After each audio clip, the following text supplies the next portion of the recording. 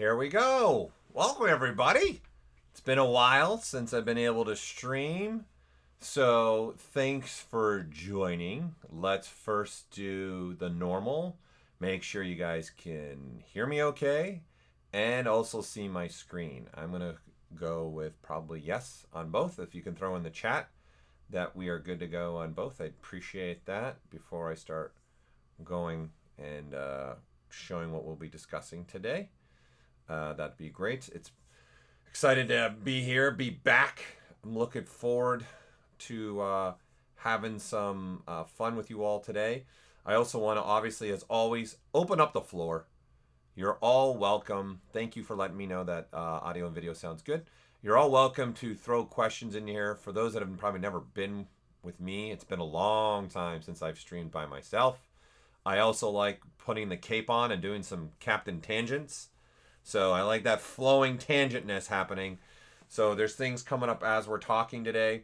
Do not hesitate to bring that up and let me know any questions that you might have as we're moving along here. I'd rather take as much for you all out of the stream as you can. So I'm here to help in any way that I can for you all.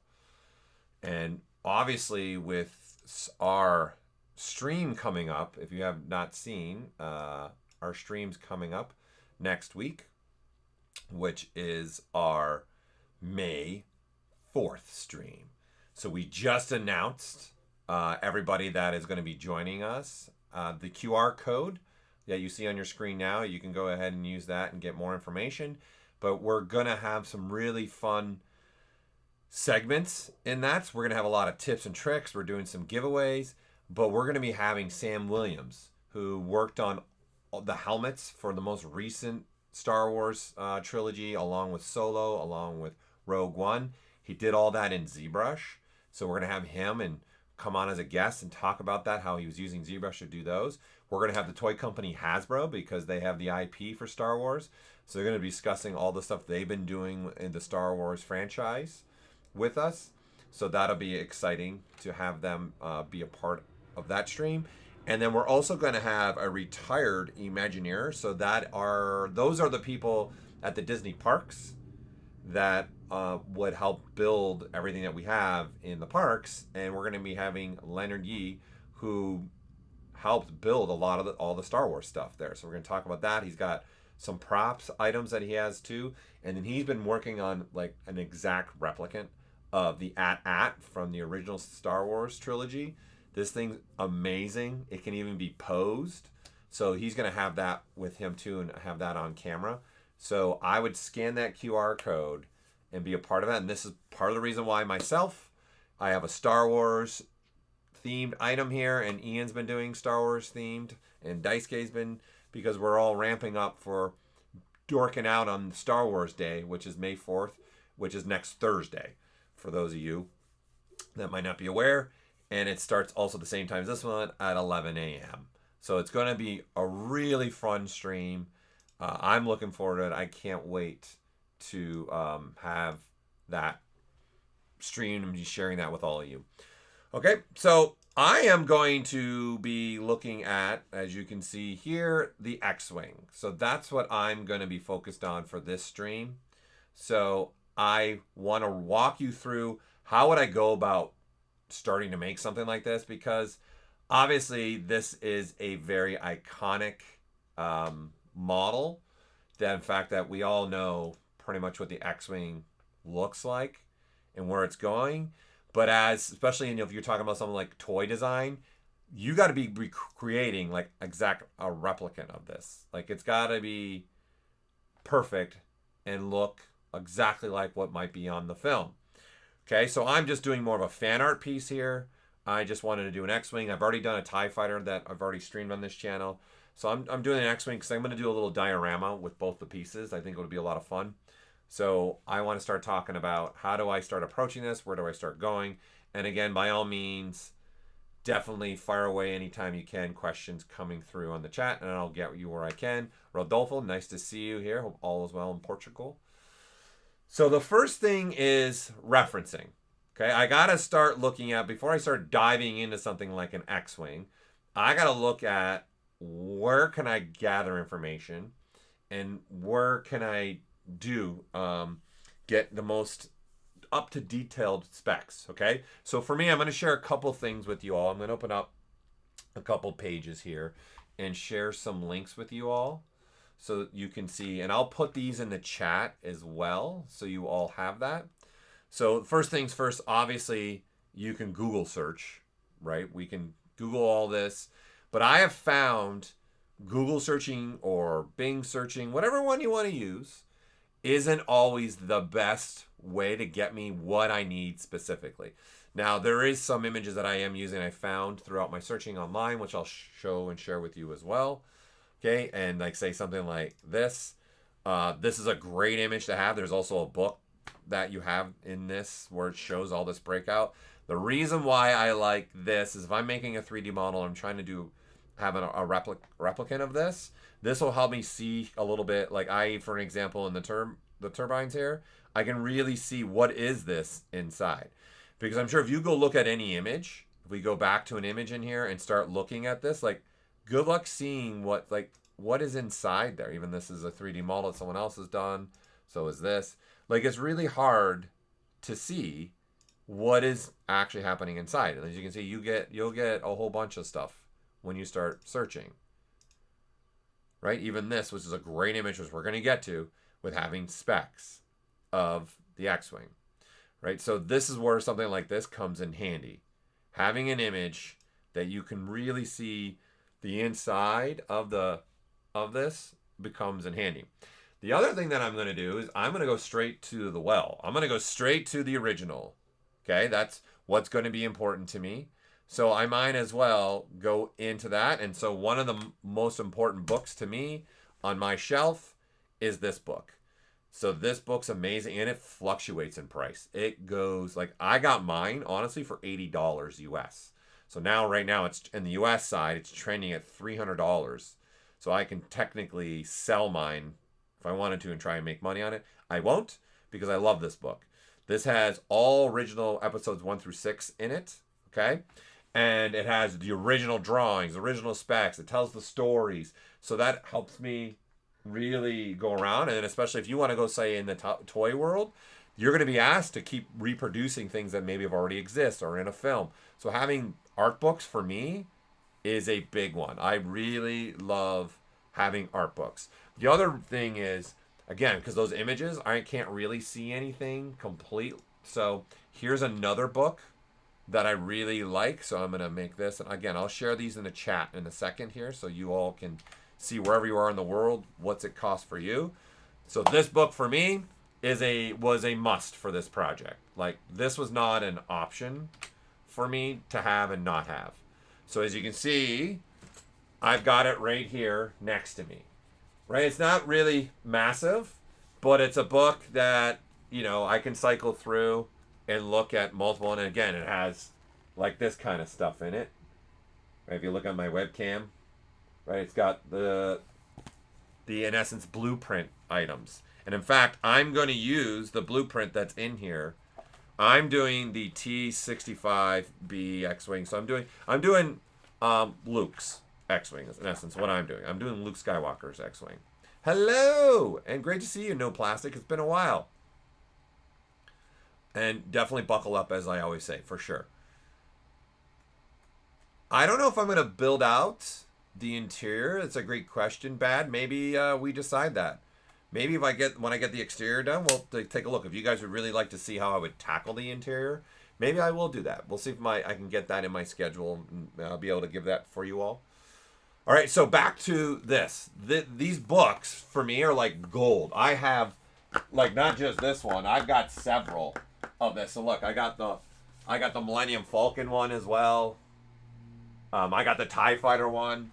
I just love this. I love to be able, what I just did right there, go to my bookshelf and just pull books off. I also like this because as an artist, I'm sure you've all had this as well. You're looking through for stuff and I'm like, where do I begin the Google search with? Like, I'm stuck. I don't know what I need, right? So I just start throwing random stuff. And a lot of times I don't get what I want in imagery, and I spend hours sitting there trying to figure out what I want. Let's see, hold on. I'm going to give you guys these links. Hold on. Copy, and let me put this in the chat. All right. It's not pasting in the chat for me. Interesting. Okay, for some reason it's not pasting in the chat for us. Let's see if this one works.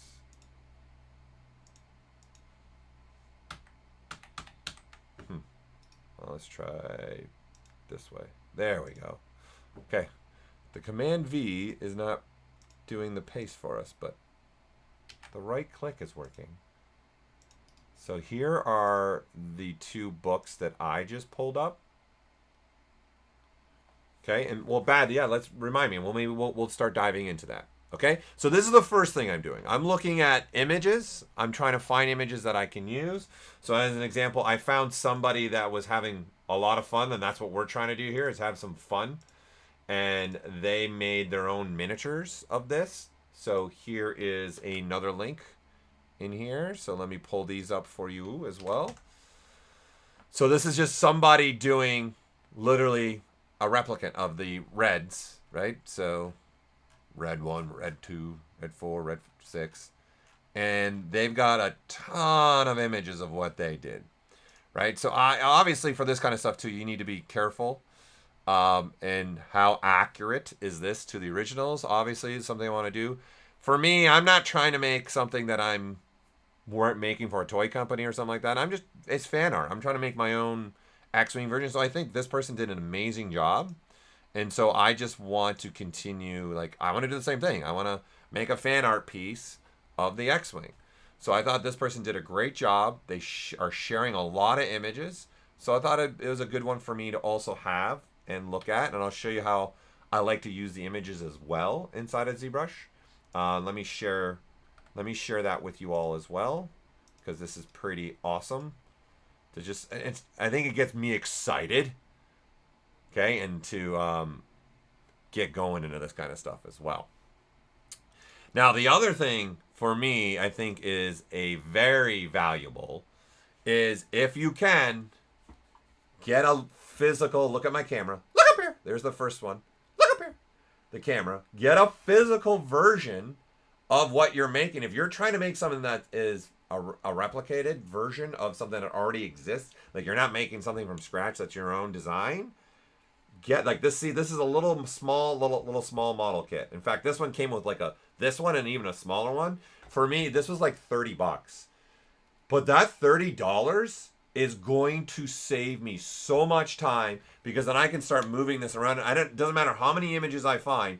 I cannot with an image go, really, how is the body going in from the back into the cockpit? Like, I can literally pick this up and look straight down and kind of even see the line of that, find the little nuances in this from the light reflecting that I have that I would just not see in an image. It doesn't matter how many images I have, I'm not going to see that.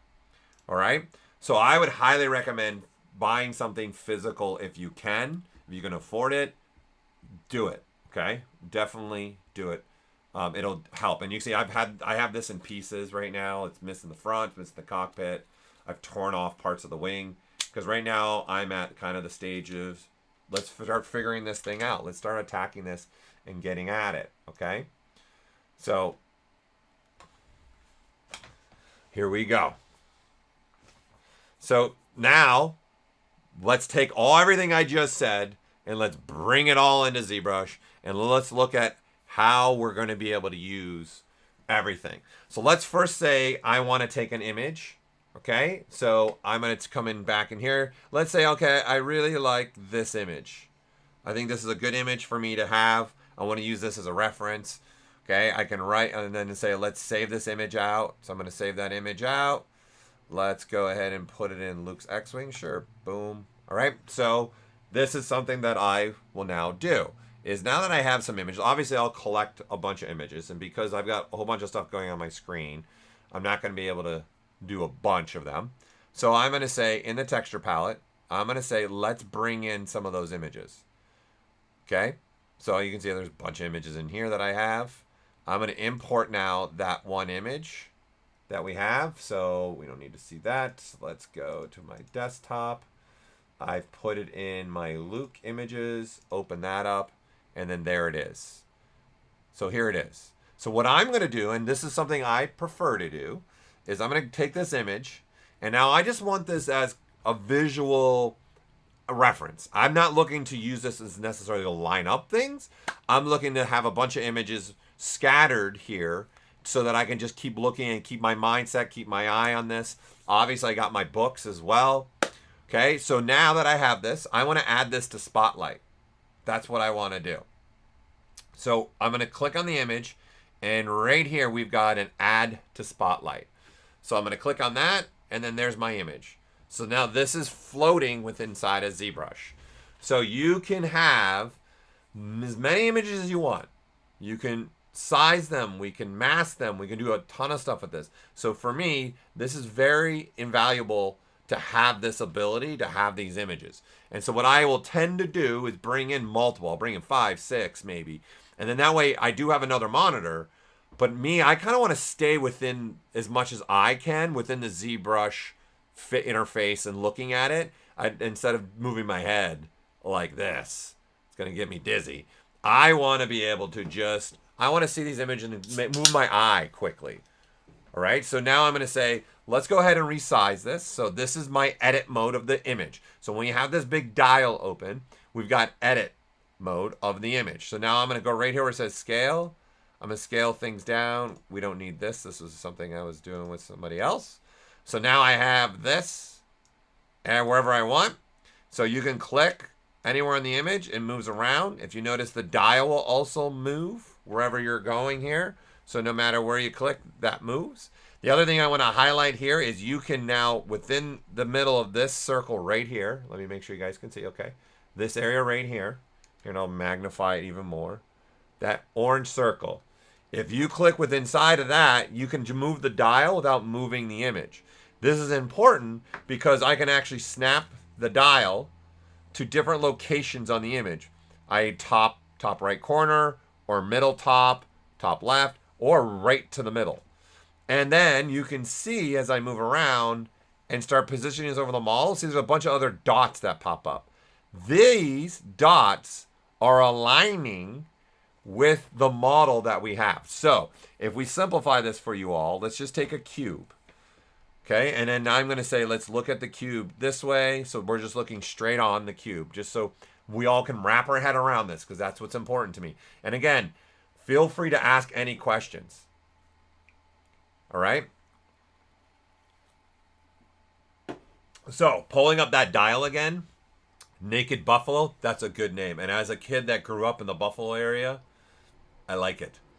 So a kid, am I really a kid? You know what? I'm a large child, as I like to say. I'm not an adult. I'm a large child. So to add the image, go to your texture palette. Is the first place you can start. Load a texture. Once you load a texture, you just click on this button right here, add to Spotlight. So now if I click on this, it's going to add that checkered, and it's going to put it dead center. We added this ability, actually, I want to say 4 versions ago, 5. It used to always rearrange the images, and this was something because I use it so much, I didn't like the rearranging, so now you drop them right center there. I like this. I really am a fan of this because once I start positioning images, I want them to stay in the positions that they are. So I don't need this, so now I'm going to click on this one and say X. I don't need it. Obviously, the other way to add this is now that we have this, you guys could go to Lightbox, which is the comma. I feel like I need to get a GIF of that one because I've got stuff like this. The users. Oh boy, the GIFs are just starting. Okay, so back to this. If you open up Lightbox and you have this texture tab open, any of these images now can be added to Lightbox just by double clicking on it twice. So if I want this image right here, I can double click. That's going to load it, and then I double click again, and then now it is ready to go inside of ZBrush. So the first double click is in essence loading it, i.e. as if it was loading in the texture palette here, as if it was loading it in there. And then the second one tells it, throw it into Spotlight now. And then because I'm already in Spotlight mode, that's why it's available to me there. By the way, you'll see right by my image, you'll see all the hotkeys that I'm clicking too. So if you have questions about that kind of stuff, by all means, speak up, all right? As much as you can. So there you go. So now I can click on back into this. This is the mode where I can move my images, do things with. So I can hit the X key, I don't want this. This image is now here, I want to size that down. And now I just want to position this image. So back to the snapping, right? So back to this snapping idea. I want this to start lining up maybe with an image. So for as an example, I want this part of the image to line up perfectly with the middle of this cube. So the middle section here moves my dial, snap it in here. And now if I stay with inside the dial, not within the orange, and click here, I move the image. You see the dial is staying stationary now. The difference here, there's 3 differences. So clicking on the image moves the dial to that exact point. Clicking inside the orange circle just only moves the dial. And then clicking within this large UI area, you can move the image. So now what I can do is literally snap the image right to the points of interest of this particular subtool. And here we will also drop the opacity of the image. Something like this. So you can see, you can look through the image and see what you're doing.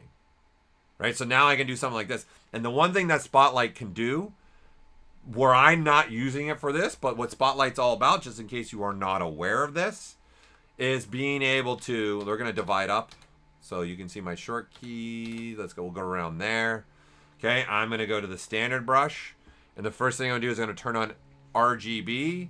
And then now I can say I want ZBrush to start using this in essence. I want this image to be used. So in the brush palette, there's a samples menu. By default, this button is going to be on.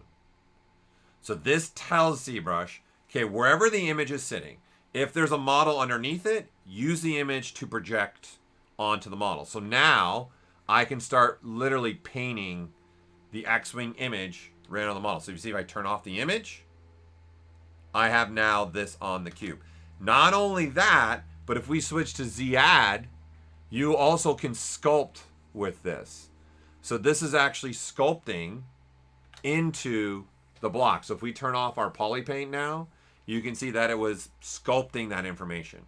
So this is what Spotlight was all about. It was all about using images to sculpt with and paint with. Right? So I don't want to use it in that sense though. Okay? So I want to use it more as a scattered mess of images all over my desk if this was real life. Okay? So I don't want to just project and paint in. And by the way, don't forget, everybody, because ZBrush has the ability to sculpt and paint, you can actually just have both of these on if you want to. Like something like this, I would probably, if we undo, I would probably switch to like the layer brush would probably be the better brush to do this with for this example. And then I can say, I can see Z-Add and RGB. And then I can say, okay, I want to do this. Let's make sure that I'm Spotlight. And then let's get the intensity up on the RGB. And then now I am sculpting and also painting at the same time. And so it'll work with any brush. You can grab, again, I was using the standard brush to start. So you can sculpt with this and paint with this. And then it's all being processed into the cube, as you can see. Okay, so you can see there's all that sculpt and paint happening at the same time. And by the way, I'm turning Spotlight on and off, as you can see with the shortcut. So I'm on a Macintosh system, so the up arrow, just so let's establish that, is the shift. So anytime you see me see the up arrow, I'm clicking on shift because I'm on a Mac system right now. And in fact, I'm on an M1 system, which ZBrush is now running with the M1 system's native. So this was one of the additions that we did with 2023. So I'm taking full advantage of the Mac systems now. Okay, so back to now my model. Let's get back to this. So this is kind of where I wanted to just kind of get us through today, the progress of how do I even get to this point? Forget about all the details. Forget about all that stuff. So I now have this image. So what I like to do, once again, I'll pull up my opacity actually all the way. I just want to have this image off to the side, maybe, or down here. Let's see, I got to look at, okay, here would be best based upon the stuff that we have in the stream. So I have something like this. I hit the Z key, and then now I've got an image there. Again, I can scatter as many images as I want here, and I will do that. It's definitely beneficial for me to do that. And because we're, you know, this is, again, I'm putting on a little bit of my tangent cap here. I can't help myself. I want to be able to share as much as I can for you. Well, hey, welcome from Panama. Awesome. Thanks for coming in. Thanks for joining me. Buckle up. We're going to have some fun today. So something else that you might want to be aware of, because you guys will bring in images that might have, like, in essence, too much information. Like, the only thing I really care about is the X-Wing. Like, that's the only thing I care about in this particular image. Okay? So I want to maybe use something here, which I have a paintbrush within Spotlight. I can grab any image that I want, and I'm just going to switch to the paint brush. So I'm going to switch to our brushes just to paint. That's it. And because I am in the edit spotlight mode, I'm in the edit spotlight mode because this is open. The dial of spotlight is open. You can now paint this. So I'm going to even throw in, let's throw an alpha on this. Let's do like a, so you can see I can paint, so you can really see I can paint. And what I'm doing is I'm painting this blue on the image. But what is very nice is if you switch to black, and I'm hitting the V key, so look at my image. Look at the image right there. You can see I just clicking the V. That's going to switch my colors. And this is painting now with pure black. And you can see this is getting rid of masking out parts of the image, actually. See that? And I can also hold control and click and actually do like a live more masking of just things that I don't want. That's too far. And Spotlight has its own undos. So if I do too much, I can, so I'm just holding the control key and letting it kind of find parts of the image depending on where I'm clicking that do not work. Like, I don't need everything. Like, I don't need all this, the workbench of this artist per se, right? This, I wish I knew who the artist was, because I'd love to give this artist a shout out, because they did a fantastic job. Just great job. But again, when you're using other people's artwork, be careful. Like, how accurate were they? So I always say references are a must. They're great, but also they're there as a reference, a guide, not necessarily an exactness. Okay, so the reason why I wanted to show this was, now that I have this, I've like gotten rid of parts, so I don't have so much image everywhere. So I could now make this larger like I am now. So if I'm done with the paintbrush, right, we can scale them up more. You can click on different brushes here if you want to as well. But now I can move this and say, oh, I can have a bigger version of this and have it here in the corner. Oops. Have it on the corner here. And then I'm happy where that is. But you see, now it's even bigger. And it's not, I don't have all the other image. And if I don't like that, again, I can come back and you guys, we can undo everything. And just use undos. Or there's also a restored ability here. So if I go shift, everything's back. I can then also restore the image with one swing of the dial. There's these old phones that we used to have in the 80s called rotary phone dials, where you have to go, oh, when someone's numbers had like a lot of 8 and 9s in it, I was like, oh, here we go. We didn't have just like clicking on an 8 and 9 and hitting delete. It's like 9. 9. That was, my goodness, long numbers. Okay, so I wanted to give you guys a little bit of that information just so you have it. Put it in your back pocket. Use it on your next model. I'm just going to stick with just, we'll have this kind of. I'm happy with, kind of also just want, I like seeing it on the workbench for me. It's just, it's kind of exciting me to get this model done personally.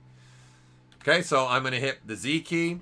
Once again, I'm going to make sure in the brush palette, this is now turned off because I just want to use this as a reference. I actually don't want to project the image onto the model. And in fact, I know where we're going. I think I'm being a little too happy here. I think I need to go a lot smaller. I think I'm being a little too happy because we're going to keep going here. All right, so there we go. So now I've got some nice little 3/4 image down there. Okay, and now I want to start building this model. So,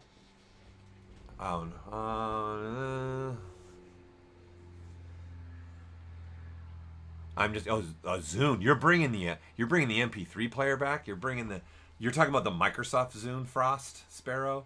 Is that what you're talking about? I remember those. I sold those when I was in college, working at Best Buy here in the United States, an electronics store. I remember them. Oh, I remember. All right, so this is now the next thing I'm going to begin with. And this is why, again, going back to my book, I love this book. Just give me some great little reference to the book, but the main reason why I bought this book was this. There's an image in here, in this book. Let me pull up that image for us.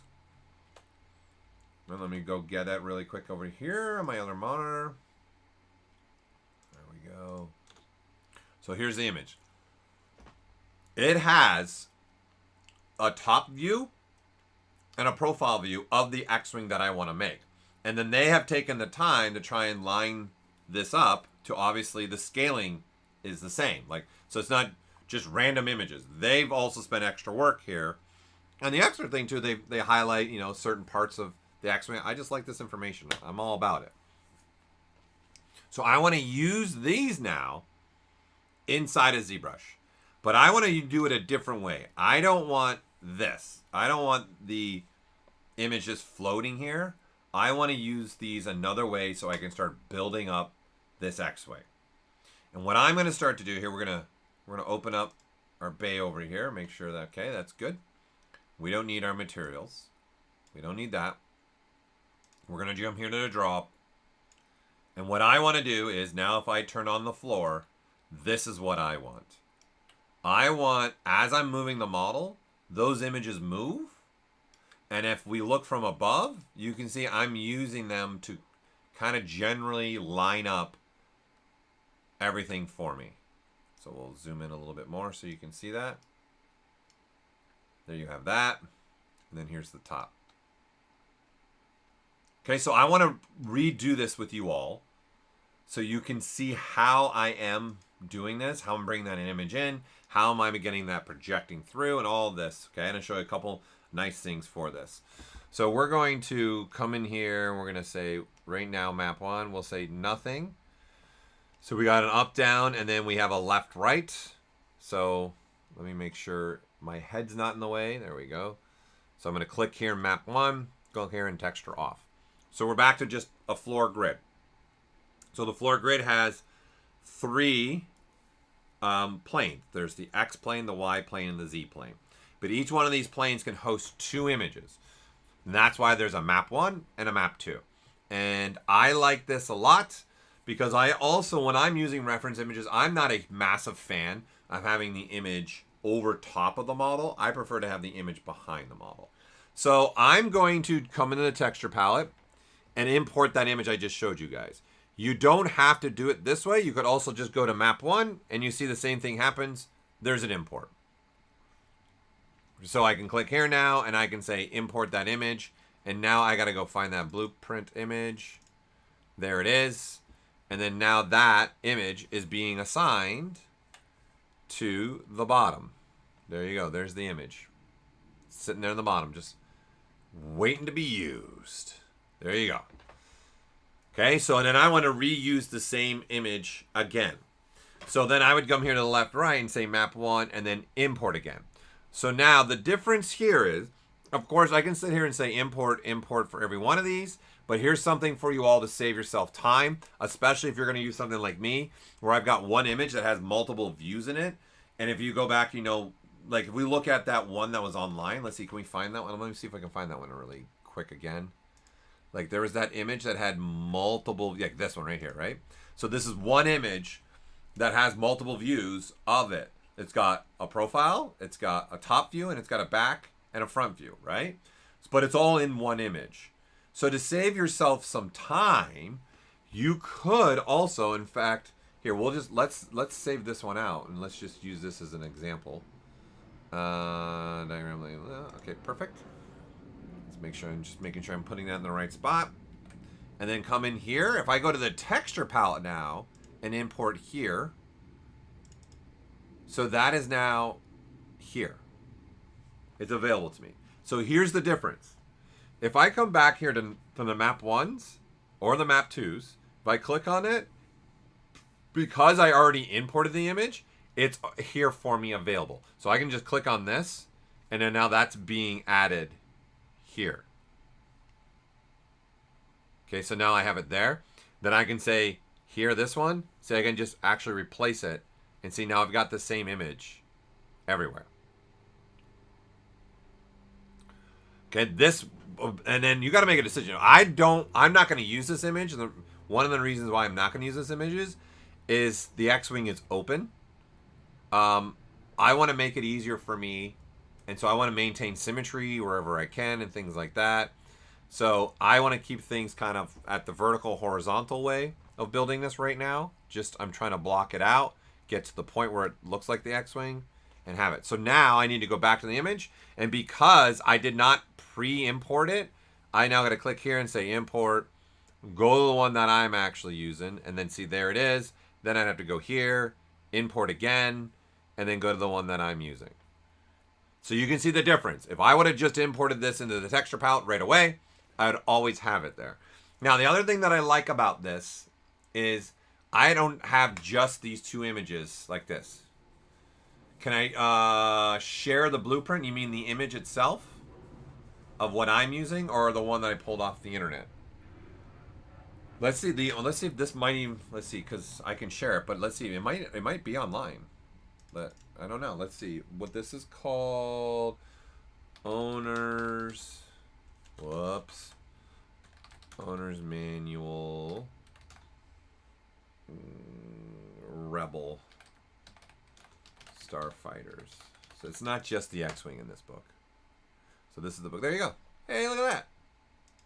Amazon actually has the image for us. This is the image I am using. There's many people that have the image all over the place. So here's the link.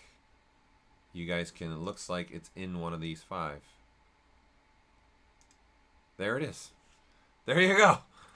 So let me share this link for you. So then here's how you can get that image. All right, let me copy that. And paste that. There you go.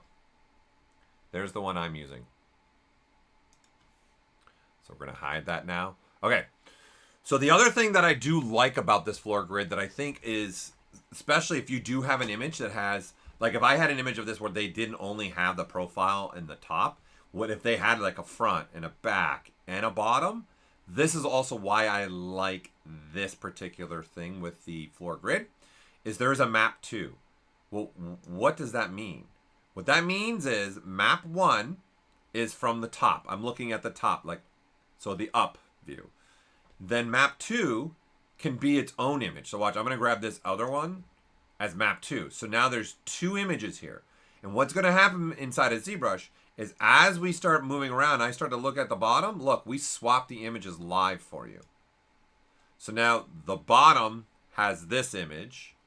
And then the top, when I come around, we swap it when you come around the top. And we give you the other image. So this is very, very crucial for me when I'm starting to put things together, especially when it's something that I'm trying to replicate that already exists. I want to have some pretty good images that I can bring inside and have this. Now, the next thing we want to start doing is lining these up.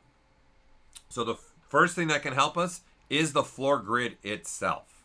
So what I mean by that is, let's turn on the modifiers here. Let's go to the frame opacity and make that 100% so you can really see the floor grid.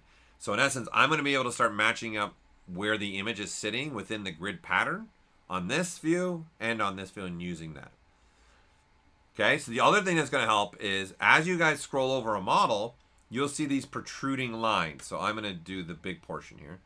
And you see there's a green line and a red line. Those you can see you can use to line up in the image. And you're going to see this as we go through here. So here's already 2 things that I can start to use. So what I'm going to now start to do is line up the images. So I'm going to make sure I'm in fill mode 3. So if I go to fill mode 1 or 2, all that's doing is changing the opacity of the images, but the model's not transparent at all. And if I go down to 0, it turns it off. So there's 0, 1, 2, and when you go to 3, we now kick in. Not only does the image become a little transparent opacity difference. So does the model. And you have two sliders that control one and the other. So this is going to control, as you can see, the model. Like how transparent do you want the model to become? This is going to control the images. Like, do you really? So a lot of times I will crank this up and crank this up, and you can see what this is doing. Now look at this part right here where we're looking at the X-Wing through the images. So all I see is silhouette. So sometimes this is really important. You're going to see here in a second why I kind of like this, and this becomes important to me. All right? So, and in fact, let's now quickly switch to a cube, just so we're looking at a cube. I'm going to change this cube up. I'm going to make that a polymesh. I'm going to hit the W key, as you can see. I'm going to click on this gear, and I'm going to use this cube. I never, ever, ever, ever. This is one of these. This is one of these, people. This is a Lisa needs braces moment for me. Lisa needs braces. Lisa needs braces. Lisa needs braces. Lisa needs braces. I never use this cube because of the pull on the top. And when I start doing low polygonal stuff, this is just going to be a problem. It's going to get in a way. The only time I would possibly use this cube is if I'm going to start using something like DynaMesh, or if I'm going to start using Sculptris Pro, then who doesn't matter about that pull. So I'm going to click the gear here and say, give me this cube. And then the difference is the default would be more, let's see, it's more like 3 by 3, like this. And then also the other direction as well, like this. This is what the default cube would look like. So what I'm going to do is take these cones that are controlling, you can see the green one's controlling my Y spans here. I'm going to push them all the way up so there are none. I'm going to push all the way this so there is none along the X, and then again along the Z. So all I end up with a cube that is 6 polygons. That's all this is. And then now, if I start rotating around, look, all I see now is the outline of the cube. So this is going to be super important for me, and as we go along. So now what I want to do is, okay, I've got this cube. This is going to be a base mesh. And for me, I need to start looking at this X-Wing and going, where do I start building? Like, what are the shapes maybe that I can start being simple with? And this is the tough part for anybody doing hard surface, especially if you've never done it before. You got to look past all the fun details. Like, you don't need R2-D2 done and put them on the back of the X-Wing. You need first the X-Wing and make sure everything is proportionally correct and the size of things are correct. And you'll see as we move along here when I say size and proportions, for me, for hard surface, those are two separate elements as well. They still collide with each other, but they're also, in a way, separate. Same, yet different. Okay, so now, you know what, let's turn out. We don't need, I don't need to save anything. We're good. So let's turn the screensaver off. And my quick saves. That's not supported on this device. We'll go for there. Okay. That was funny. So let's go start editing these images now. So let's start with one of them. So we got the same image, both locations. Okay, so if I can click here, you'll see that's the front. Okay, so then this is up, down. And then this one is the left, right. So let's start with the up, down. Let's look from the top. So I'm going to go up, down. I want this one, so you can see I can select between the images. Remember, I got 2 images now here. And by default, these sliders, I'll put them at the defaults like this.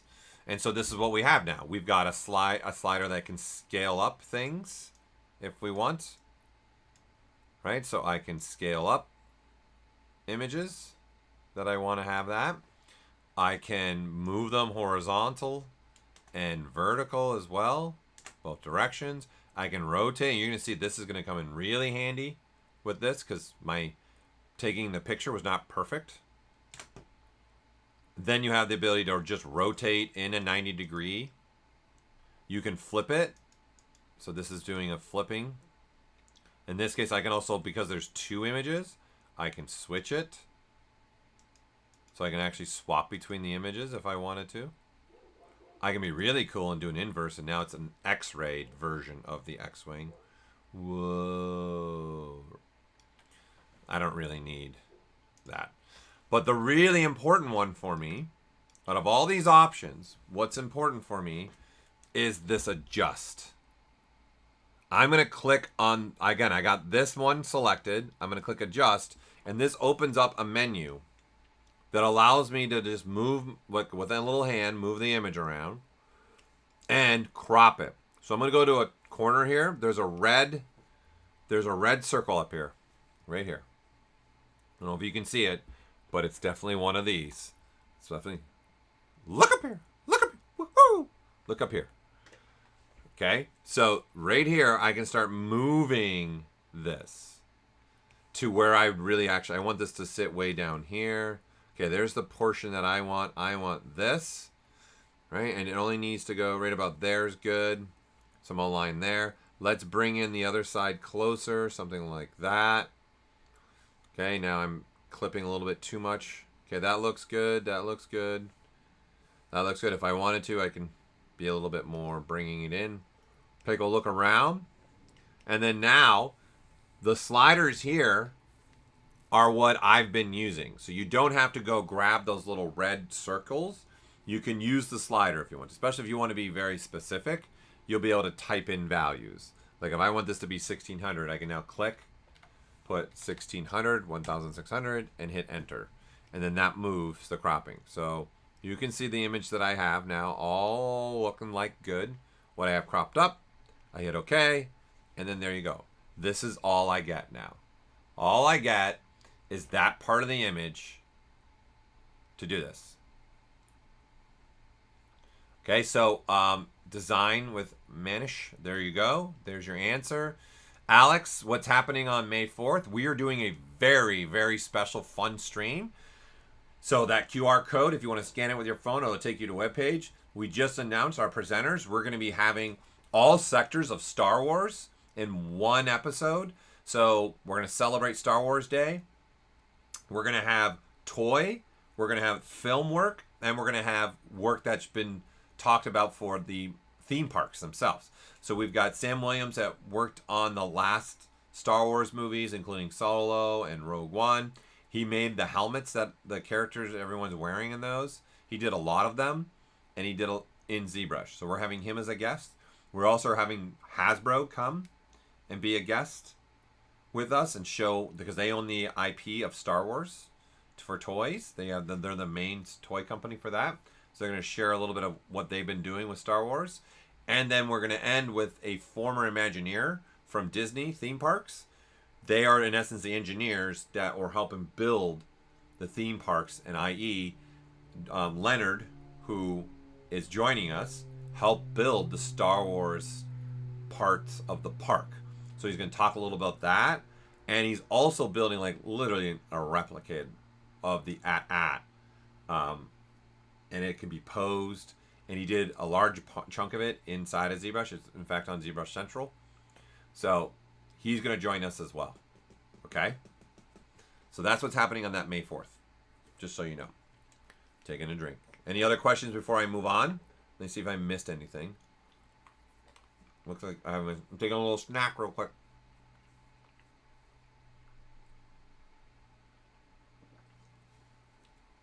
It's the Rodolfo. If you're going to go search it, here. Just put that. There you go. At. Yeah, Bandai makes some crazy cool stuff, right? All right. So now I've cropped this image. I need now to go crop my other one. I need to go crop this one. So this one was, I have this in the left, right. First things first. It's not facing the right direction, right? This is facing forward. This is not right. So this is why, okay, well, let's rotate it. Great. But now it's upside down and facing the wrong direction. So maybe we flip it. Okay, and you can see I need to get this in the right position and then now flip it. So you got to find the right rotation for this and then flip it. So now I've got this portion is what I care about. I don't need this anymore because I've already got it down here. I just care about this right here is all I care about. Nothing else. So now, same thing we did with the last one. Let's go ahead and let's crop this out. So once again, I've got this one selected. I'm going to hit adjust. This pops up again. And then now I'm going to say, okay, I need now this portion of the image. So I'm going to move these and say, I want to come to there. And then I would recommend a bigger image, the better. So that way you have a larger scale. So try to, anything you're going to bring in to put on the floor grid, try to get something that has a relatively good resolution. Okay? So that way you just have a lot more flexibility when you're resizing things.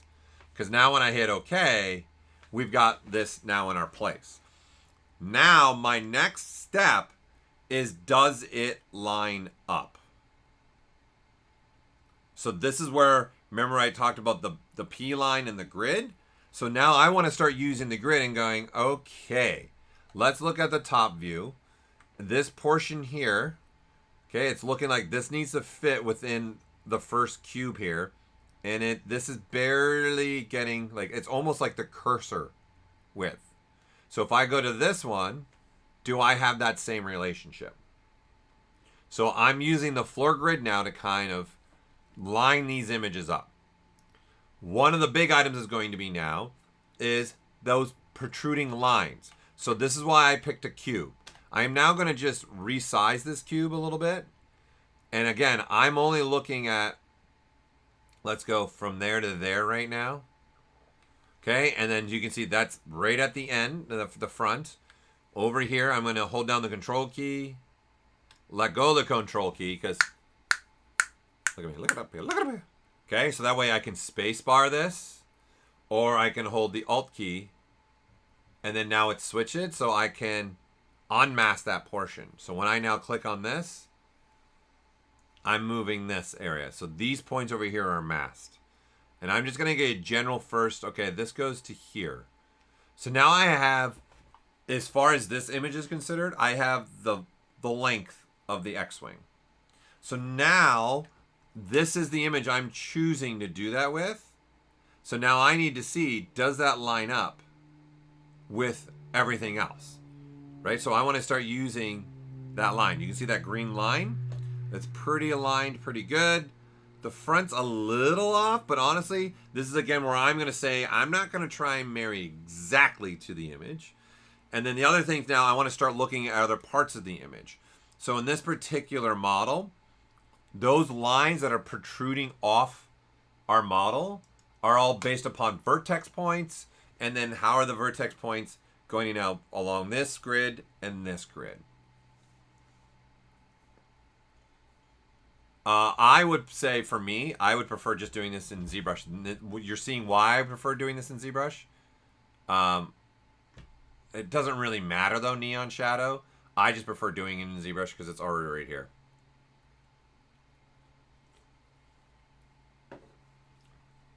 Okay, so now that I have this, I want to start using this in essence block.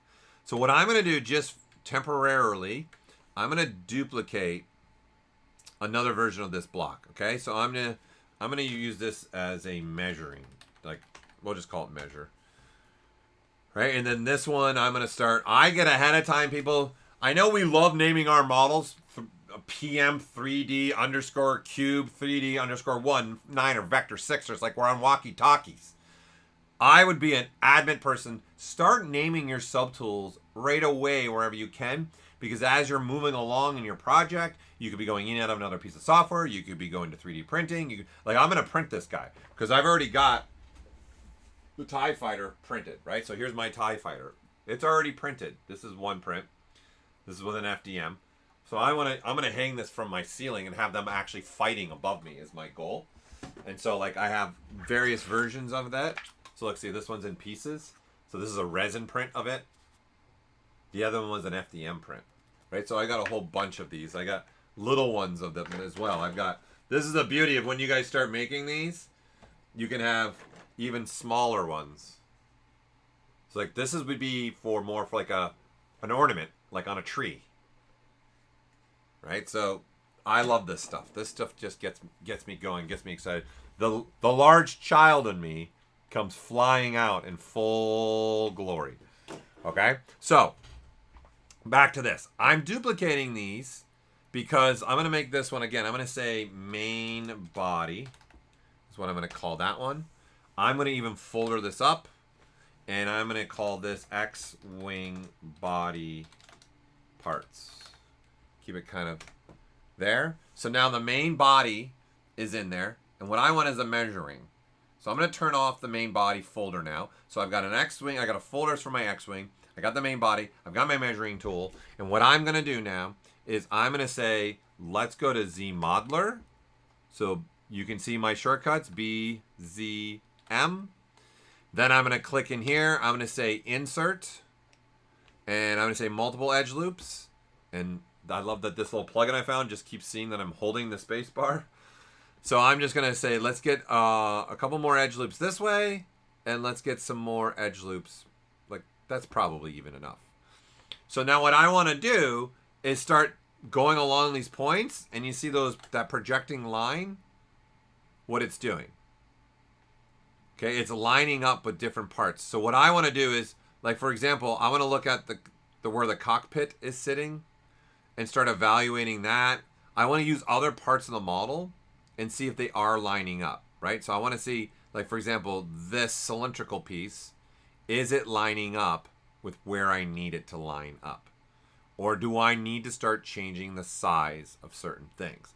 So because I use this to kind of give me a rough length to it, this is probably the image that I'd want to edit. Because then this is becoming, I've decided to make that profile one my de facto image. So I want to start looking, and this is, again, you all got to remember, okay? Just because I got this book, and I'm going to divide up even more now, I'm going to even add more spans in this so you guys can really see it. I'm going to just keep doing, like, the more spans you have, the more the line can actually read and line things up with, right? So I can now go in the middle and look at, okay, there is the line that separates the back of the wing. So on the physical model, I'd be using that and seeing where that is. So I'm going to say, okay, that is sitting right there. Where does it line up? So you see the one on the top? It's not lining up exactly the same. It's not quite the same. So this is something I got to be careful with now. Is it me, or is it the images that they made are not perfectly lining up? Okay, so this could be, I'm going to come to the up-down and maybe size it down a little bit. So then you got something like this. Is that going to work for me? So now we're getting a little bit closer to it. But you can see, and then looking at R2, I'm looking at that green line and the red line. So see, there is a subtle difference. There's the determine. So here I can move this. There's that green line. There's the red. So it's slightly off. It's not lined up perfect right now. Okay. So this is the stuff I'm going to take a minute to start aligning these. And so I can say, looks like I actually want to move this one forward a little bit. So I'm going to go to left, right. This is then where you can use these verticals, okay, and the horizontal. And start doing this. I'm going to put the angle back to 0 just for the time being. And so now you got this. And this is where the angle comes in. You see this image? This is, see, it's not perfectly straight. So this is where I can actually also angle this a little bit. And I'm going to make it more straight like that. And so I've resized this. So I'm going to use R2-D2. We're getting pretty close now. Let's double check with the cockpit. We're getting pretty close. So I'm still going to go back just a little bit more. And now I'm using also the floor grid. I'm looking at this grid and carrying it through and lining up this as close as I can.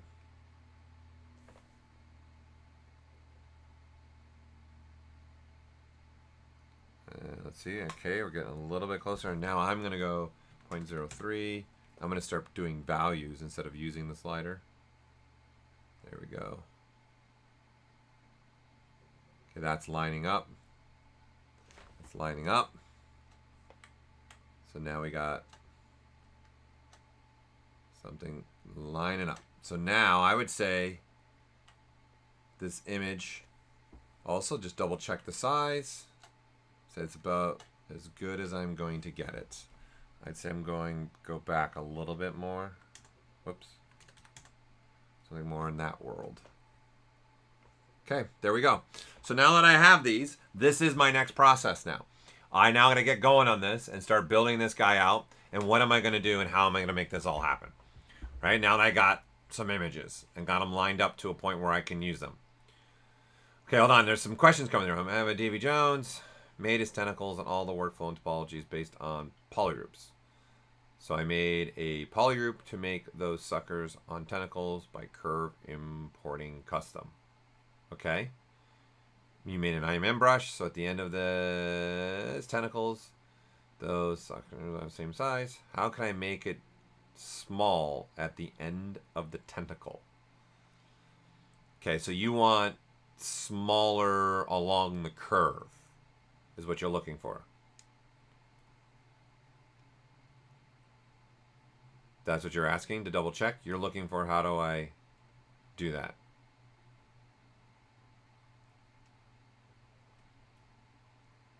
Yeah, so what you've already said is the only way along a curve to change the size.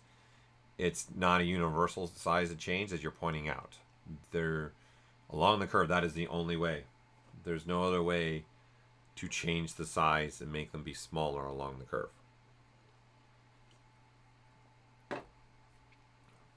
So you're talking about in the stroke palette, coming down here to modifiers and clicking on the size and using that graph. That is the only way that you're going to be able to have them change in size along the curve. There's no other way to do it.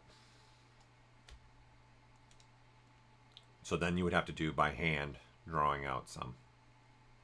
That's what you'd have to do. Just individual inserts. Okay, and then the other question, David S. Okay, is you have this here. These lines are what you're talking about. Those should be on by default. So that's what this is. See those P line buttons right here? So there's a P line there. And if I open up, up, down, you see it also has P line. These are what's making the lines. Actually, see if I turn it off, they're not available. This is on by default though. Those should be on by default. Okay, so back to the tentacle. You could, obviously ArrayMesh could work, but it can't go along a curve. And ArrayMesh will keep the size. Okay, so something that you could probably also do is you could use planes and then swap the planes out for a nano. You could do stuff like that as well. So what I mean by that is you could probably play with this a little bit. And now the planes are going to actually extrude now. So what I mean by that is kind of think a little bit outside the box. And since we have a box. Okay, so let's go back to this. Let me duplicate this. I'm going to drag this out. Okay, I don't need the measuring cube now. I'm going to say I'm good enough. Good. Okay, let's use this. Let's go back to a perfect cube. And I'm going to say I need this. That's good enough. I'll go even less. I'm going to go a little bit smaller. Right? And then I'm going to make the top here be its own polygroup. This face be its own polygroup. Okay? Then I'm going to pick this up looking straight down at this. Okay, so let's turn off the floor grid for now. So I'm going to pick this straight up. So I'm going to say brush, and let me move it here up here so you can actually see the UI. Okay, there it is right here. So create insert mesh brush. You can either click on this to make a new insert mesh brush, or I also could have gone to the brush palette I could have clicked on From Mesh here, which you can't see. Hold on. From Mesh. I would have also done that. They do the same thing. So now, this is what I have. I have this repeating thing happening. All right? And now what I want to do is turn on stroke. And let's go to curve. Curve. I'm going to say I like those. I'll lock the ends. And then now I'm drawing out, and what am I getting? I'm getting the repeat of that is what I have here. Okay? And then to your question, you were saying, hey, you also doing this, turning on the size, and then you have like a tapering happening like this. Okay? And then there's tapers happening. Right, so something you could try to do, this is a trick that literally my mind's just thinking of this. So you do have the tapering. You don't have to have the tapering, but you can. Let's do it without the tapering first. So let's turn this off and do something like this. Okay, so now what do I have here? What I have here is a brush that's just dropping planes. And all I really care about is the plane face on the top. Okay, so as now an example, if I go insert, let's grab something. Here, let's grab this. And then I'm going to say, let's turn this into a nano mesh brush. So once again, I can hit the B key and I say create nano mesh. Let me make sure you guys can see that. Yes, you can right here. So I can click this. I also could have gone to the brush palette and under create, all those buttons are right here. So there's a create nano, there's your create insert multiple mesh, create alpha brushes. It's all there. Right, so now this is a nano brush, which it actually is, and what it is another Z modeler brush. So I can hover over a face like so, okay? Then I can say, okay, what do I want? I want this as a nano, right? So I would want to see, if you look at the Z modeler, there is one now here that says Z modeler with the number 12. You guys see that? Yeah, you can see that. And then the original has a 1, only a number 1 in it. So this one's got a 12 in it. So I mean there's 12 pieces of topology. So now I can just click on any face and get that. But what I'm going to do is now say spacebar, polygroup all, and then I'm going to do this. Okay? So now in essence, these are all being drawn out on the plane. Which in essence, this is the purple polygroup now. So there's the multiple polygroup, but it's the purple polygroup. And then now this has the ability, you can do some adjustments after the fact. So you can change the size of them. So this is one big unit. You can have them fit to be a certain size. And see that they're all doing it. So then this would be, my next step would be, okay, this is interesting. What if we now did that same thing? I'm going to grab this. Let's come back in here. Let's turn this on. And I wouldn't taper it this much. It's quite excessive. Something more like that. Draw those out. So I got something like this. Once again, brush. I'm going to go grab that Z modeler one I have. And now draw that out. And they're all there. So you see the size and distortion of cubes aren't doing anything until you start saying, well, let it fit. Right, and then now these change in size. You can even have it fill. And now it's trying to match. If I open this, it's trying to match the actual polygon face itself. So this is something you can explain. You could try. That sometimes I'll use as tricks. I'll take a cube. It can't be a flat plane. Because a flat plane now gets extruded along a curve. So this is something you can do besides, obviously, the main one you could do is just do it by hand, insert one at a time.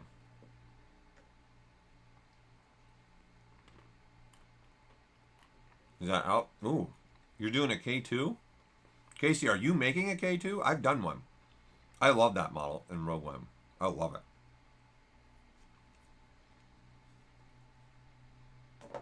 Okay. All right. Ian's here too. Back to it. Back to it. Let's delete this one. We don't need it. So, by the way, when you're done, that top poly group, come down here, right? And select that and then inverse it. So then that's it. There's your flat plane. That's why I only made one poly group on the top, and the rest, the faces changed and had the same poly group. And that way I can even get this back to being one plane and then deleting the hidden. And now all I have right now are individual planes with nanomeshes on them. Hopefully that'll help you a little bit. All right, so back to my model. Let's delete this. I don't want that. I don't want that. Here we go. All right, so now I got this. Let's turn our floor grid back on. And let's get going. So I'm going to resize this. This is another reason why I am using just a 6-faced cube, because I want to just quickly get a little block out of the general area. And now see, this helps me to see that this image also needs to be moved. Right? Because if you look, I'm pulling from the center inward, and this image from above isn't quite sitting where I need it to be. So this, I'm going to come back to this, and this image here, this one right here, I'm going to also need to move like in a certain direction this way. I'd say, looks like right about there. So now I can see, get the width right and be consistent, more consistent. So I'd say that is the widest part of this. Then I'm going to come up here and say, okay, we're matching here, we're matching there. Good enough. Perfecto. Okay, now that's just this portion. Now I got to start blocking out the other parts. So I'm going to just duplicate this. I'm going to call this one a main wing. Oh, what happened here? Oh, no, I just closed it. I closed it. Inspiration.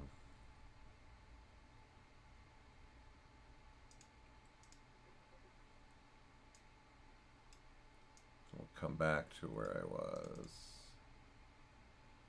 Okay, there we go. All right, and to save ourselves some time, I'm gonna load out the grid that I've already done, so I don't have to redo this. So I'm going to go into the draw palette, and look, you can save them out. So I'm going to open the one that I made for me, and then there it is. So I can save it out. So back to this. Make sure I don't close things here. All right, and now I'm going to say once again, let me just tweak this a little bit, and that's good. Let's bring the images a little bit more forward. There we go. And I've got that, right? So we're working on putting something together here. So main body. Might help if I hit rename first. Hello. Thank you. Main body. Okay, that's done. And again, I'm Control F to make a new folder. X-Wing main. We'll just say. And then now, once again, let's go and resize this to where I want it to be. So I want something like that. Goes out this way. I'm going to stop at the front there. Then here I'm going to hold the Control key. Alt key now, only the Alt key. That'll unmask those points. Get that to sit right about there. Come to this view and see that okay, that lines up perfectly this direction. And then now I need to adjust just this one. So I'd say that is the lowest point. And then again, Control. I'm letting go of Control. Nothing on the keyboard. Okay, look up here. Okay, you can see. Now I'm going to hold the Alt key, and this is unmasking. So because all the points are unmasked, whatever's in this white box stays unmasked, and the other points are masked because I want it needs to sit about that high. And I would say good enough. That's good for me. Okay, let's move on to the next part. Then this is what I'm saying by trying to simplify things for you all, is don't sit here and get all into now the main part of the X-Wing. This is not how I approach hard surface. Okay, so now I'm going to say, all right, we need another piece. Okay, so we don't need this. I'm going to say, let's append even, if we want to, another cube. Remember, I don't like this cube. So I'm going to switch this cube to that cube. I don't need the spans in either direction. Then I'm going to rename this main wing part. I'm going to folder this wing parts. There we go. Okay, so now that we have that, well, I capitalized the A as well. There you go, main wing parts. So now I'm going to take this. I'm going to look at it from, okay, here's the front. I'm looking at also that red line right there. That's the positive side of X. So I'm going to move this direction. And then I'm going to say, all right, this is going to be here. So let's line it up with the image there. That looks good. Okay, again, just the Alt key with masking so I can, this is why once again I'm using a very, very low polygon model. Okay, this needs to go there.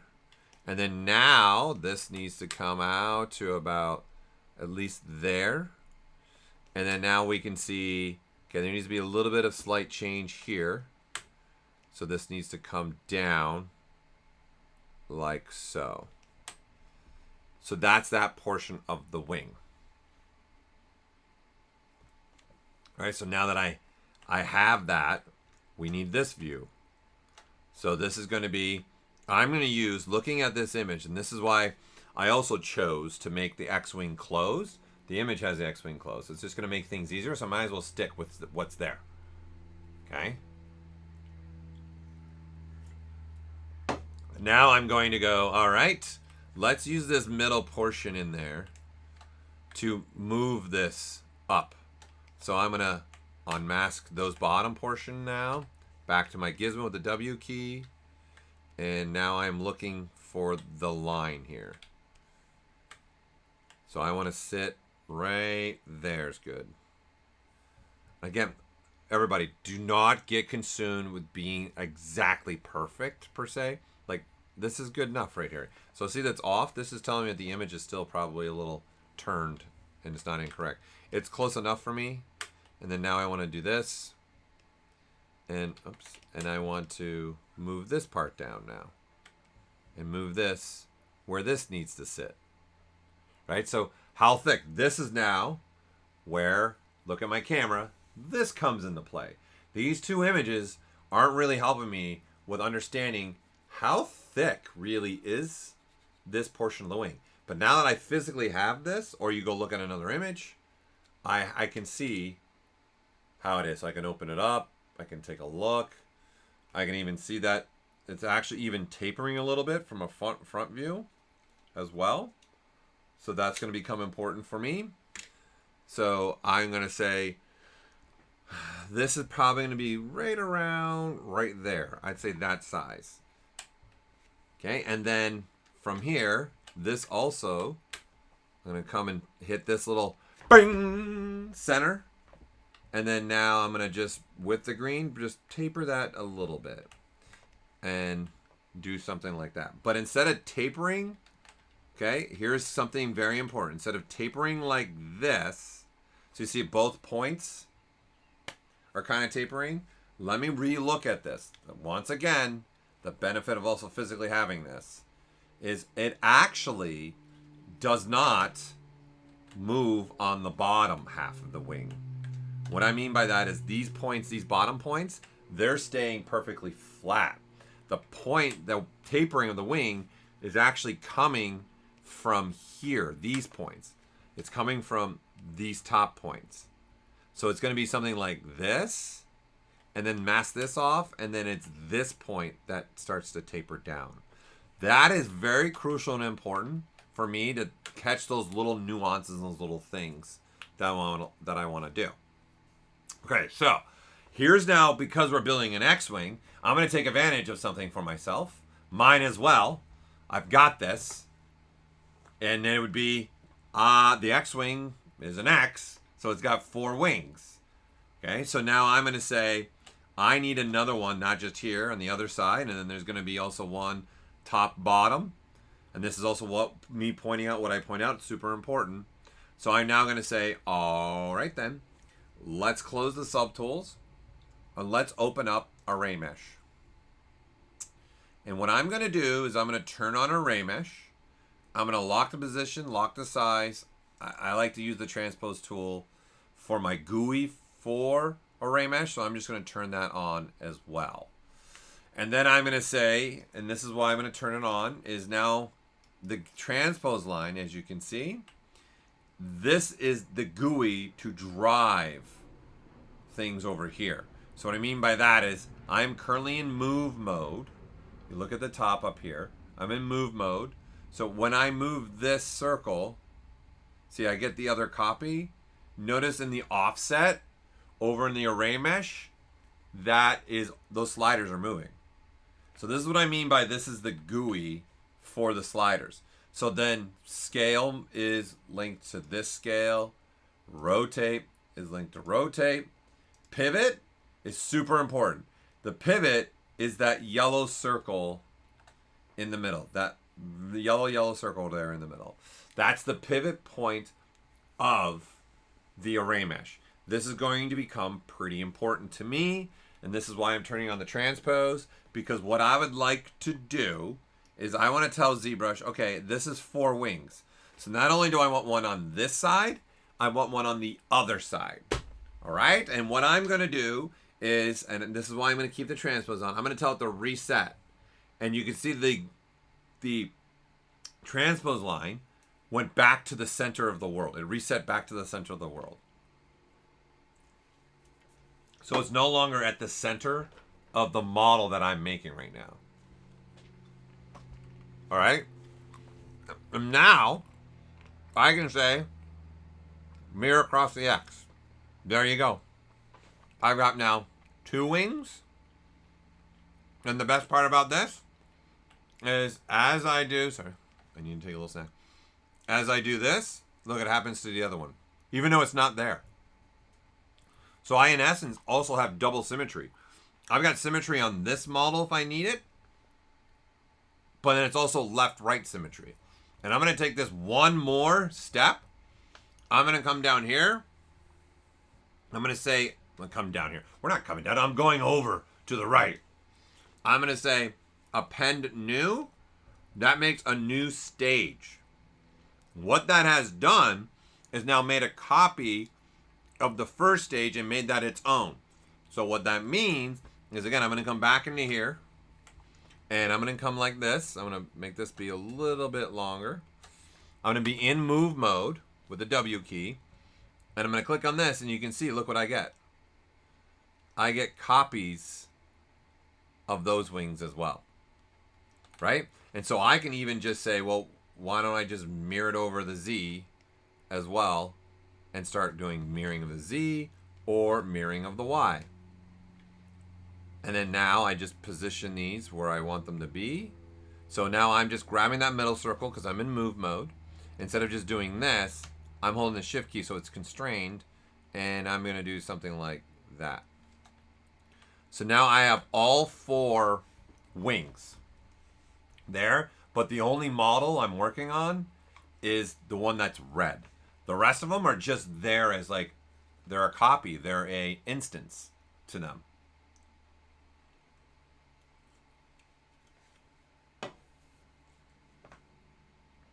Okay, design with Manish.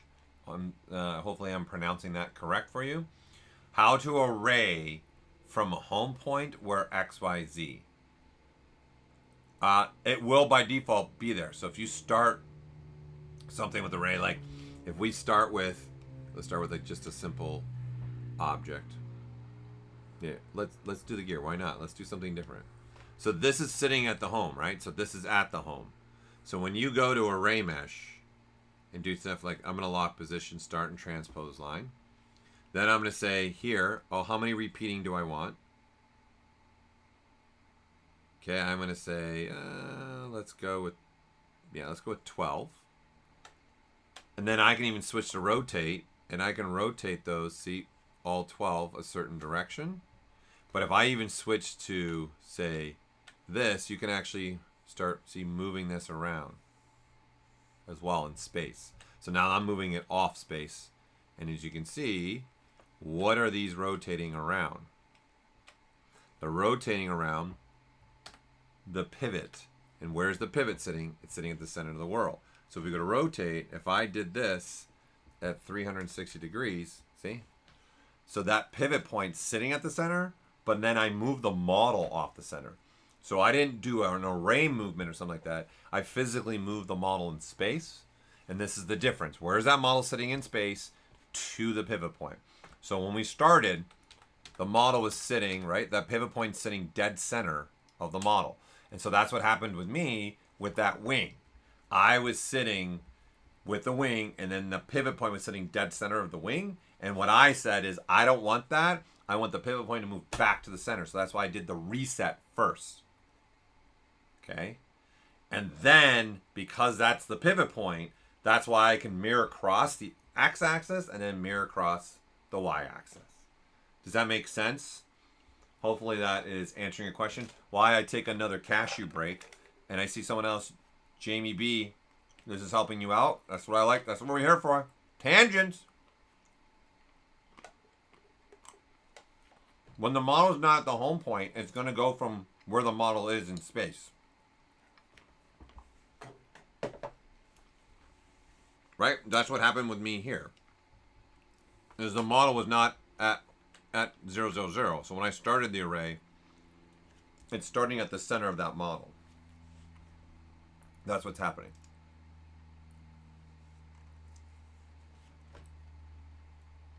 And so that's your pivot point.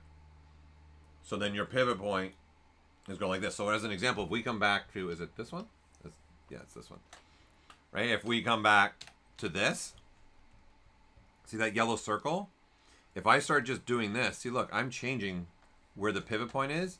So technically, I'm doing, the model's now staying at the center, and I'm moving my pivot point somewhere else in the world. Okay, and then now I can switch back to like something like rotate, and so you can keep rotating this. So this is the opposite. I've moved the pivot point somewhere else, and the model's staying at the center of the world. So if you have the model, if we start all the way over again, ignore the flashing undo. Here, let's come back. Here you go. So before we have ArrayMesh, if I was to first move the model off the world, it's not on the world. When you go to ArrayMesh, okay, and then now, see where it starts? It starts at the center of the model. It doesn't start at the center of the world. It's just when you guys first started using ArrayMesh, your model's sitting at the center of the world. Okay, does that answer the question for you? Design with min-ish. Is that good for you? I'm gonna move on. All right. So now that I have this wing, this all set up, this is now going to set me up for a really quick workflow in the sense that, okay, I'm going to duplicate this. I'm going to add that to this folder. Let's rename this one large wing part. I don't know. You got to come up with clever names. I'm going to stick with a capital L. Now I'm going to say I want this. I'm going to come out of this back into my gizmo. I'm going to move this here. Let's center this. And I'm going to replace this now with a new cube. And then now this is going to be my next piece for the wing. So I'm going to go there. And then this piece goes to right about there. Then it goes there.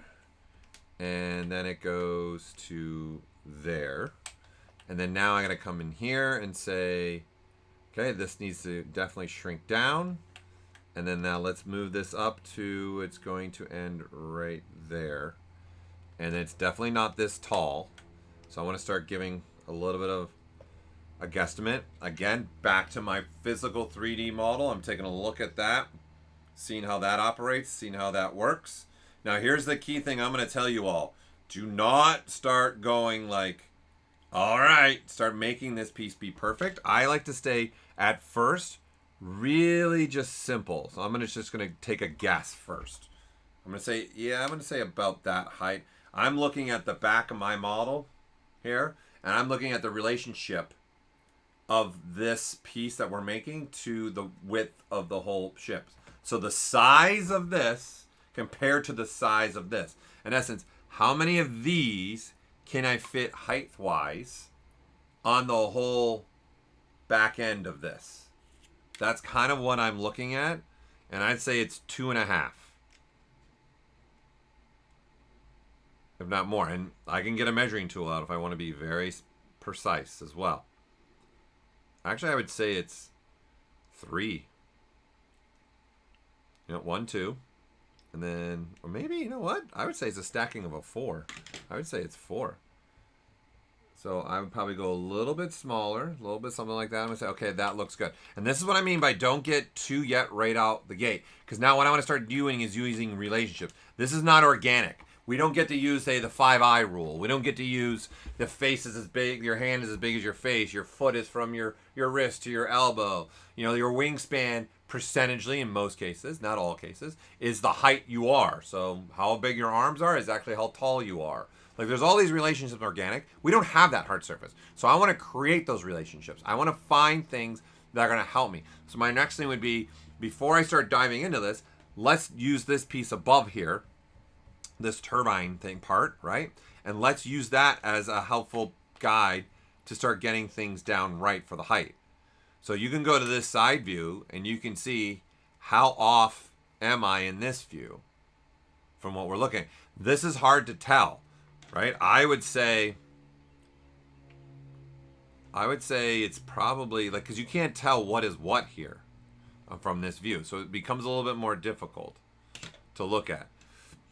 But see this right here? This is a great guide. So that right there, if I put that back on my physical model now and see, because I got the physical, so I got my little cannons right here. I'm going to plop one of those back on here just as a guide for myself. And then now with me physically, I'm going to go and look at that idea of, wait a minute, does that line up as well? Am I looking at something that I can use as a guide? Right, so I'm going to look at that and see, based upon the physical one, where that sits, the height of the one part to the other part. So I'm looking at that, and this is why I'm telling you, if you have something physical, you're going to be able to read things a little bit better. So it looks like it is about halfway point, actually. So it looks like I'm actually sitting at a good height on this model right now. So that's good. I'm going to move on now. So I'm going to say, once again, let's duplicate that, rename, cylinder, engine,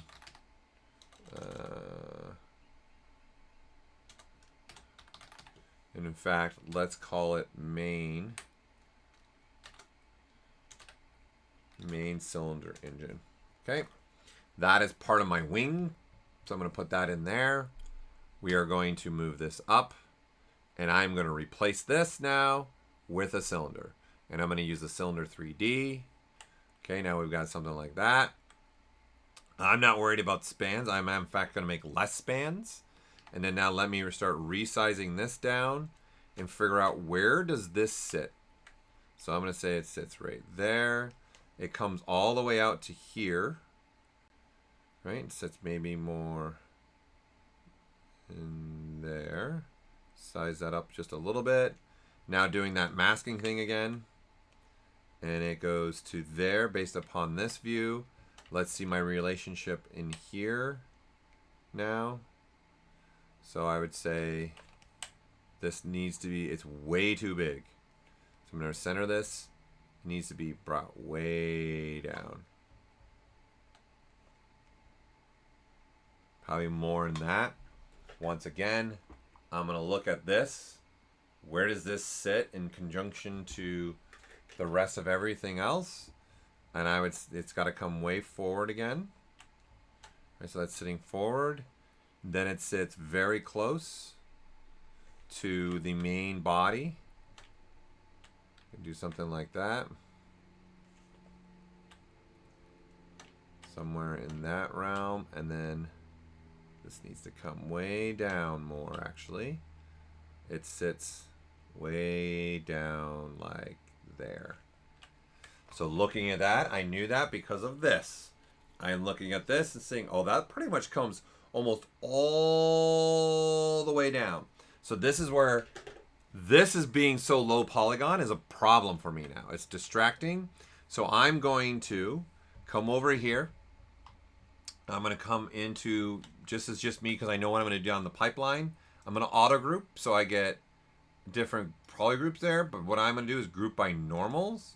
And so I get a polygroup there, polygroup in the middle, and a polygroup in the back. I'm going to come into geometry. Now I'm going to go to creasing. I'm going to crease by old PG or the old Paul Gaboury. It's not really me. It's polygroups. And now that's got a creased edge. And then now me, since I'm low polygon with this right now, I'm going to turn on dynamic subdiv by clicking on the D and saying yes. Because I want to look at this now as a more rounded shape, not the boxy shape. And then I want to have probably a little bit more smoothing so it's super clean. Because what I want to now do is establish where does this sit. So it sits probably right about there. And then looking at this once again, looking at from multiple views, this comes all the way over to here, according to what I was doing so far, where I'm sitting at right now. That's where I'm at. Right? And then now this is going to help to start lining everything else up. Okay, so I can start looking and say, okay, this is not big enough. So I'm going to click on the front with the Alt key. So again, I am clicking Alt, or holding Alt and tapping there. That way the position of this is already, I can put here. And then now we'll come into here, and now I start sizing it up. Getting a little bit more closer to the size that it should be. Something like that. And then now I say, okay, this needs to sit right about there. Is where that needs to sit. And so this is what I want to start lining up now. Oops. Start having this kind of relationships. And probably a little bit more inward there. And then there you go. This is where I want to start lining these things up as much as I can. So there's one of the main engine components that I have. Right? And then now I want to go into, let's make a copy of this. I'll move that into the folder and back engine piece.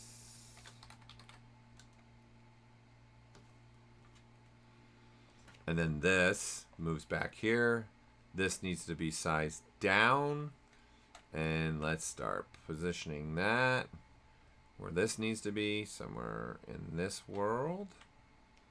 Something like, I'd say right around in there is good. I'm going to, again, mask the top here. And then we have that. And then now we're looking at how this is sitting in space a little bit more. And then now this and this, I'm looking at that height coming in here, going with one eye. Yep, I've got a pretty good relationship to what's also existing there. So you can see I'm bouncing around images. I'm not trying to stay on one image. I'm not focused on just one spot. I would highly recommend you get that into your pipeline, your workflow as well. Don't get so consumed with looking at one view. Okay, all right.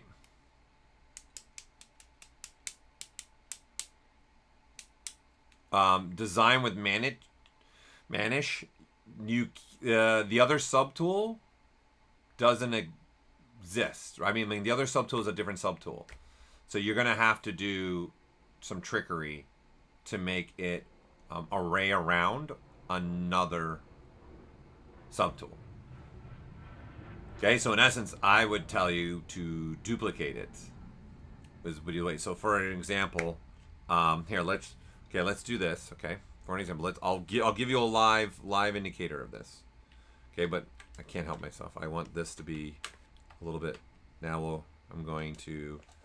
So what I'm going to do is extrude this like this, or instead of doing this, you can just use ZModeler right here, and then say QMesh flat island, and then this is coming out. I wanted to do that, and then this is supposed to taper in. So I'm going to solo this, hold control, tap, taper in, because it's supposed to taper. See, it's supposed to taper, and then I'm going to put my taper where I want it to be, right about there. And I'd say this can actually be sized down now. More in that size of the world.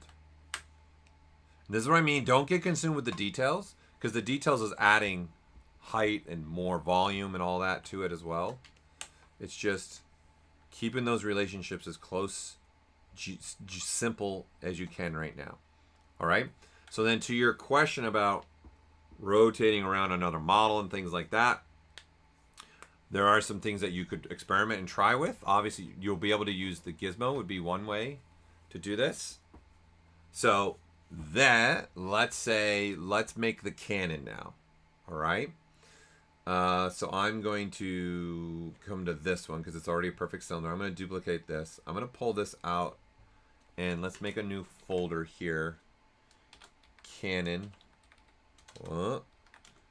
Parts. And main cannon body. See, I keep using that over and over again. So now I'm going to come out here. Let's center this and say we need the cannons out here. Let's get into this. It definitely needs to be sized down quite a bit more. Something like that. Let's say that looks good to me. Okay, and then this part goes to, we'll say, there. And then this part comes out to here. So now that we have that. Okay, and then where does it sit in this part? Like probably more around in there. Double check that with the wings. Start giving a little bit something like that. Okay. Good. Like that. Like where we're going with that right now. And do I want to use this view or this view for the length? Okay, so since I determined it like this, so I'm going to start saying, all right, let's go ahead. I'm going to duplicate this for now. All right. And so we'll just use this later. Repeat. Okay. All right, so let's do a little bit of modeling here with this one. Let's switch to ZModeler. I'm going to say insert an edge loop here. I'm going to start looking at my physical model to really look at this piece. And in fact, I can look at just this cannon part and kind of look at this a little bit real quick. See what we got going on in there. All right, so this does not have a very wide, so I'd say more like in there. And then this part in here, let's QMesh polygroup all. Could even go something like that. And then now there's the other portion of the cannon. So I'm going to insert a single edge. It's going to live right about there. I'm also going to crease. I want those creased. I want that creased. I'm going to want that creased. Click on those, shrink that. Control W to change the polygroups.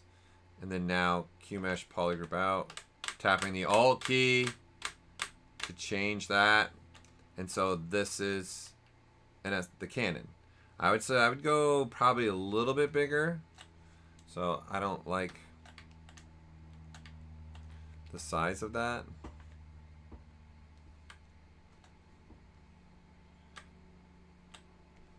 So I'm going to say in there, go a little bit bigger. Just a touch. Maybe even a little bit more. I'll go a little bit bigger. Okay, that's good for me. Okay, that's good. Pretty much the right size that I want. Okay, the front part of this needs to come out to a certain distance. So I'm going to say here. And then this is where, again, relationships. So this image, I'm looking at a relationship. How far does the cannon come out and to the front compared to the cockpit windows? So on my model, once I get that cockpit in there, I would want to do those comparisons. This is why I also don't quickly go into super detailed stuff. What I'd be going through this whole process, when we load my mine where I'm at, you'll notice it's still kind of simple shapes for most of it, because I'm first just trying to get those shapes all to align and be good to go. That's what I'm trying to do. Okay, now let's go. I'm gonna go a little bit longer. I'm gonna go right around there. Perfect. Then I'm gonna say I want another edge loop in here. So we want another edge loop there. Control Shift, and then click on the polygroup. Control Shift S shrinks it. I'm gonna make a new polygroup there. Okay, I know I'm gonna want this creased. And then now, new polygroup for this portion. I'm tapping the Alt key to change the polygroups. And I want this one to be about, let's go right around in there. And then now I'm doing another little bit of a rinse and repeat here. So now I need this, whoops. Okay, now I need that insert here. I'm gonna go about that big. Control Shift, click on that purple. Control Shift S shrinks it once. Control W makes it a new polygroup. And then once again, I can just crease this really quick. And then again, tapping the Alt key. I really want those polygroups. I know I'm going to use them in my pipeline. So I know there's advantages for me to do this. And then I say, all right, this needs to be a lot longer. So I'm going to say, looking at that, let's go even longer. And again, the relationship to the length of this cannon compared to my body once I get into that. As you can see, I still have just a rectangle affecting my body, right? So there's going to be retouching of these. This is why I'm trying to stay pretty simple here. And then I'm going to, but I can't help myself. I just like to want to be able to get into more of this. So I'm going to insert this, go right about there. We'll go ahead and also crease that edge. Once again, follow my technique here, and then we'll QMesh that in. And then I will even start doing stuff like a bevel. So I'd start saying I'd want to bevel the complete edge loop. Something like that. And there, right? And I'd start doing this kind of stuff. Putting bevels just cleans up the model. I'd add one here. Tap to get the same one. Okay, and then now I can come over here into my creasing and increase by the old PG. Okay, so now we have this built. I have like a general of this cannon. I don't have everything here. And then the cannon has a repeating element in here. Right, and then now I want to repeat rotationally around this cannon from like front view. So in essence, I want something repeating in here. Okay, that's what I'm looking for. So the best way to do this, the fastest way specifically for this, is reusing the existing model. This is going to be the best way to do this. Because if you remember when we started talking about ArrayMesh, where did I tell you the pivot? For 1 million Star Wars points, which means nothing to us, where does the pivot point start in ArrayMesh? It starts at the center of the model. And because I want to array around another model, use the model that I want to array around. If you're still here, are you still here? Design with I keep wanting to say manish. Are you still here? I'm just start calling you design. So I'm doing that by this is the repeat. So this is that model, okay, that we started with. And now I want to use something else that I'm going to start repeating around. So guess what? Again, when we come into ArrayMesh and we turn it on, I'm going to say, you know what? I don't want an ArrayMesh right now. I'm going to delete all my ArrayMeshes. So this particular one now does not have ArrayMesh on it. Okay, and we're going to go back to this here. So I'm going to turn it back on and do this, and you see, where does it go? It goes right to the center. Right to the center of that cylinder that I want. And so now I want a repeating pattern in here. Okay, so, and I don't want it to be a cylinder. I want it to be, we're going to go and say, let's come here. Let's go. And we're going to say, I want it to be a cube. That's the pattern, right? That's in here. Okay, so I want this cube, in essence, to be the repeating element. Okay, and look, I'll even move it out here where it needs to sit. And I'm going to just, for the sake of looking better, more like what we want, I'm actually going to throw in QGrid on this. We don't even need any smoothing. And then now I'm going to say, all right, I want it to be, it needs to be small enough like this. And now what I want is that fanning. So let's see, we can see what so you guys are all where my head's at. Let's see the images. This part, this pattern right here, this repeating part right in here. Now, old school, I would just do, divide it up, do some extrusions. I tend to not always do this. All right, now when I come back to this, I'm going to say, let's change the coverage a little bit there. Now I'm going to array this, and I'm going to say I want to repeat. I don't know how many I want. I want 12. All right, and then now I'm going to say, let's rotate this around what axis? I'm going to say along the z-axis, 360 degrees.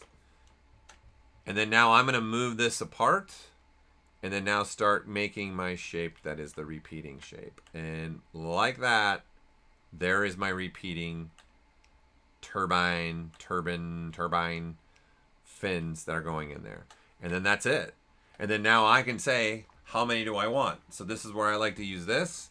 And then now I can just, instead of going over to the UI, I go, do I want less or do I want more? So this is obviously something I'd probably, knowing me, I'd go sit there and count how many are supposed to be on here. And then that's the number I would put it at. And then now this is now a new array that is step 1 of this array. So now we gotta go back to, you remember all that stuff we did in the very beginning? I gotta get it everywhere else, right? So I gotta now get it everywhere. So I'm just gonna continue using ArrayMesh. I'm gonna say, all right, let's append a new. I'm actually going to, here, we'll turn this on. So this is the new one, right? So now I want to mirror over the X. There's that. And then I want to append another new, because now this one's got 3, because my first array was doing that. And now what do we want to do? We want to mirror over what? We want to mirror over the Y, right? That's what we want. We want to mirror over the Y. And I'm going to do is now come up to here, and this one is our Y mirroring. I'm actually going to copy this one, come back to this, and paste it. Done. I don't have to do any guessing. They fall right into place. So I went and grabbed the Y one for myself and then did that, right? And then now that's how I would array around an existing model. That's going to be the easiest way to do it, because that's the trick. We are asking how to array around an existing model. Well, then just use the existing model to help you out and drive that array for you. Brings back of 2004 when I was learning how to model in 3D Studio Max S. Yes. Boom. Love it. I love the booms. Right? So obviously our goal here is now, once I start getting these main large pieces, which I'm pretty much there. I've got the main wing portions. I got the main turbine. I got this. Obviously I could throw the back portion in. Now I got to start refining this piece. This is now going to be now my driving force of making sure, let's bring those images back. And now I want to start looking at that main piece and start making this line up better. So I'm going to initially start by going, okay, from a side view, I am going to need an in-edge loop along here, right there. Okay, I'm going to need one right there. And then this is where now I'm going to say the image is kind of in the way for me. So I'm going to knock down a little bit of that. And then I'm going to even solo out. So I'm only looking at this. And then I want an edge there probably. And then now what I'm going to start to do is going, okay, these 2 points now, they need to move up to right about there. And then now this can be masked off and it moves from right about there. And then in here, it looks like, I would say it stays pretty flat, okay, to a certain point. We don't start getting an angle until this point meets there. Right there, okay? And then now this one point can start giving me this profile. Right, so this is what I'm going to start to do now from every angle. Okay, and now I got to start looking at this some more and go, okay, I'm going to need probably another edge loop around in here, or this actual edge loop right here. I'm going to readjust it just a little bit to more right around in there. And then now these need to start coming together. You know, that one's going to stay right around there. We'll mask that off. And then now this comes tapering in. And you can see I'm starting to build this whole part. And now you can see the images I have. We have a problem in the sense that I can't tell, because obviously you're looking at our X-Wing, right? It's got a different body shape. So if we come back over to here, right, we've got tapering part here. We got some tapering here. So then for me, what becomes important is this part of the model and this especially in here. Okay? Because if you look, the cockpit, right, it goes wide to meet the wider portion of this back portion, and then it starts tapering to follow the theme tapered coming through to all the way towards the beak of the X-Wing. And then this one is an important piece because that's where then the model starts to taper more like that with my hands. If you look at my hands, more like this.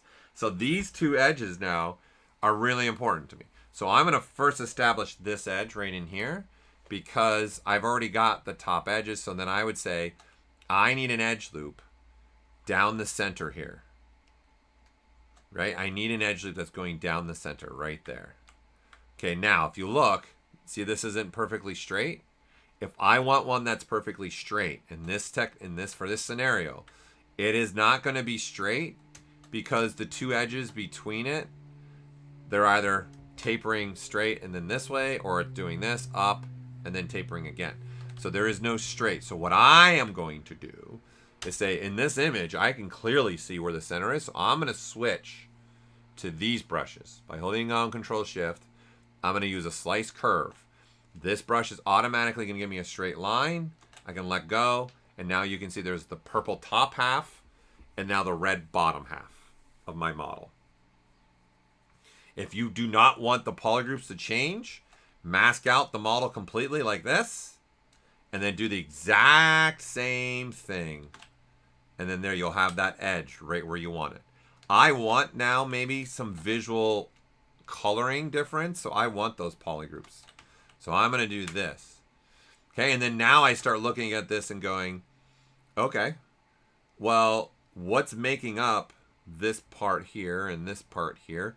Now I got to start moving the points here. So I got to start moving these points. And what I'm going to say I probably would want to do, I would now break away from this being at the very end. Really, this, whoops, this is sitting more right there. Okay, because that's going to be another piece driving this. And now I'm adjusting that. Somewhere around in there. Boom, good, good, good. And then now these pieces are going to start to be a very important. So give me this taper. All right, I'm looking at the top.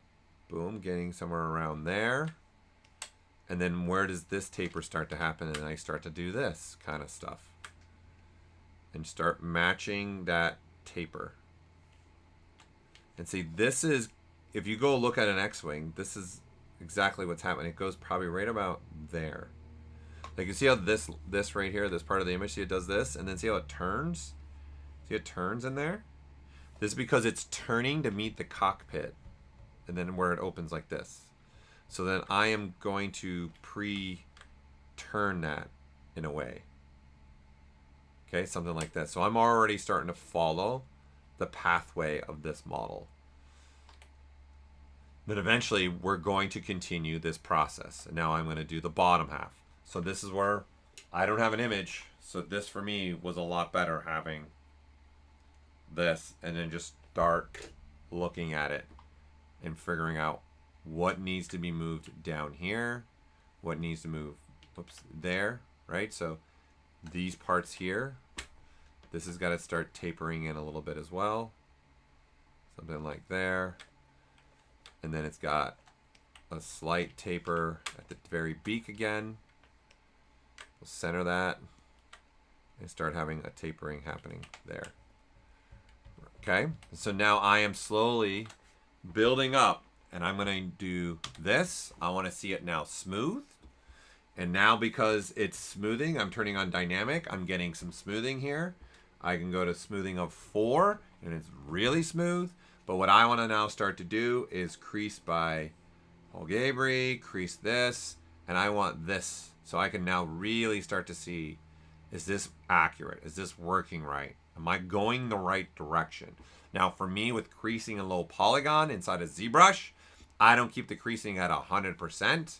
I like to use this crease level within the crease menu and drop it down to say something like 2. And then I like to have this at like 4. And you can see that softens everything. I might, because the X-Wing, I might actually want it more at 3. It probably sits better in the world like that. Right? And then now this, you see how much more, like how different this is starting to look right away now? There's starting to be some difference. And then this, once I start refining this shape to be closer to what the real X-Wing is, and like this, I'm going to need this creased in here. Like this needs to be creased. Crease. Crease. And then, does this need to be creased? Crease.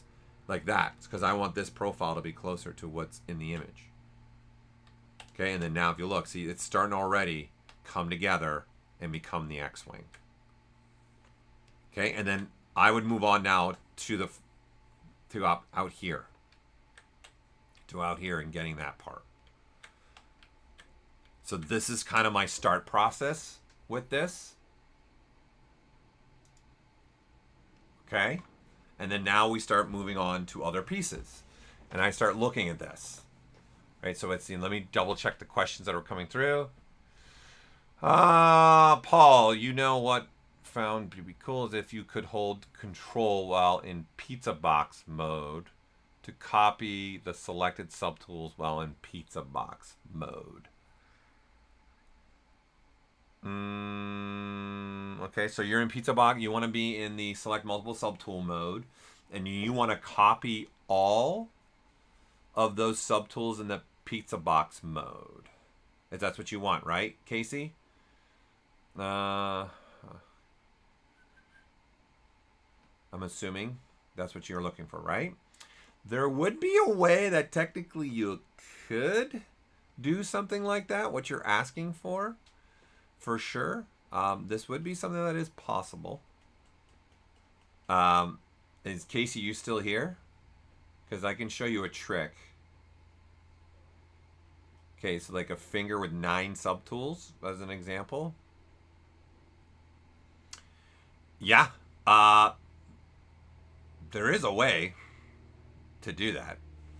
I'll show you this and see if this hits with you and helps you out. Let's grab something else. So let's grab. Well, let's just grab Devil Soldier because she's got some subtools. Okay, so for an example, right? You're in Gizmo and you're in Pizza Box, and now you've got this. You got the belt. You got the shoulder pad. You got the backpack. And what you want is you want a copy of those, and you want to have multiple of those, right, within there. So what you could do is this. I could folder these temporarily or even permanently and say duplicate parts. And then now that I have this, this is a pizza box of this, okay? And then now I want a copy of that. So in this pizza box, we have this stuff. So now all I have to do is say folder, actions, duplicate. Okay, and then I say okay. And then now, right, this is all one unit. See, they're all moving together. If I now come over here and say, let's untranspose this one, and then now, see, I've got multiple. That would be one way right off the top of my head that I go about doing what you're doing. You got to let me know if this was mind-blowing enough or giving you what you're kind of hoping for. Right? Because I'm just using the ability that I can duplicate a folder. And then because I have everything contained in that folder, I mean, I can turn off the pizza boxes for any one of these all day if I wanted to. Right? Obviously, you could also ArrayMesh. Okay, good. I'm glad we're blowing people's minds. This is good. I love it, Case. Right? We can ArrayMesh as well, technically, because you can copy and paste. So even if you didn't do this, right, and you wanted, let's go back to this one, you wanted this, and you just want multiple of those, and you want all of those, you could technically just ArrayMesh those and then copy and paste it through there, right? So we could go, here, let's have some fun with this. Let's see. Let's go ArrayMesh. We're going to do that. We're going to move back into this because I prefer this. I'm going to move this all the way over. Let's say here, let's just solo this so you can visually see this better right now. We'll say something around there, and let's repeat them. Let's say 5. We want 5 of them. Right? Now you want that in every other portion of just like even in this folder. Okay? So first thing is first. Okay? I'm going to want to tell ZBrush I want to do an array. So we'll close this down. So I'm going to say, all right, these I want to have the same array. So I'm going to first do turn on array. Then I'm going to go up here to the gear and say last action for the folder. And then now, each one of those, see, has array on. As I use the arrow key up and down, so I'm moving up and down here, they all have array on. Okay? Then I'm going to say, I want to copy. So I'm going to say copy. I'm going to come down to this, and then I'm going to paste. And then last action to all of them. And then there. They are all giving me the same portion, right? Something like this. So I also turned on lock size, lock start for the first one. So you would need to have that on also for the other one. But this is giving me arrays now. Because this is what lock size and lock position is. Okay, so if I didn't have these on when I originally did this, I would need to have them on also for this. I would need this on as well for them. Not this, but at least those two on all of these. So when I was copying and pasting, all right, there. I would have needed this also on for all of them, which you can do last action for each button if you wanted to. And then now I want to come here, copy it, come here, paste it, and then now do it to everything in the folder, and then there. Then they're all lining up. So here, I'll turn everything else on and turn just our folder back on. So you can see everything's lining up now. There is that approach as well. And technically, you can also use ZRepeat to do multiple exact same repeats to multiple subtools at once. So technically, I could have just used ZRepeat plugin, turn on array, turn on lock size, turn on lock start, move the sliders where I needed to, and made that one thing, and then I could have repeated that to every single subtool within the folder.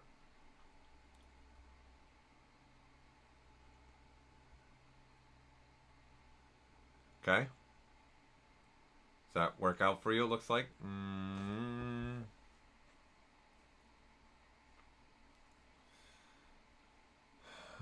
Key for duplicating folder. Okay, good. And thanks. Okay, for sure. Okay, perfecto. All right, so my challenge to myself for this Star Wars that we have next week was doing this X-Wing. Okay, so for me, this is where I am currently at. We're going through here again. So, and I'm at the still early stages. I'm still going and looking at it. Well, let me reopen it. I'm still very early on, but the process that I was doing is there. Okay, so actually there might be corruption in that one file. Oh, it's a tool. Okay, hold on. It's a tool like me. I'm a tool. I'm a tool. So I'm gonna load my tool. Luke. Like this, right? See, very early, but you can see now I slowly started putting more elements in just so I can now start using relationships here. Like, where does this part start to have that bevel? It has it right after the cylinder, right? So you can see where I'm at with mine. And then now I'm looking at all, and I would come out of perspective so I can also look at it. So I'd say, does the cockpit sit at the same height as that? Right, back to my physical model, having that, get that cockpit, and that's where it sits. So those little things now, I'm looking for relationships that might be involved with these pieces. And then anything that I want to tweak, like this, you can see this, I already messed we all know I messed up here. This actually needs to be more like, this needs to be straight. And then it is an ArrayMesh. So as I go on one, it goes to the other. And if I want those to be perfectly straight, there's multiple. I could do this, and then use this to kind of make them straight. And put it back where it belongs. And then this needs a little bit more taper, this direction. Right? So I want to first catch all that stuff as fast as possible. So I want to stay very low in this case, in my scenario. Like, I'm not happy where this is at right now. So this is way too wide and too big. But you can see also where it's flat and then coming in and meeting and then tapering out. Okay.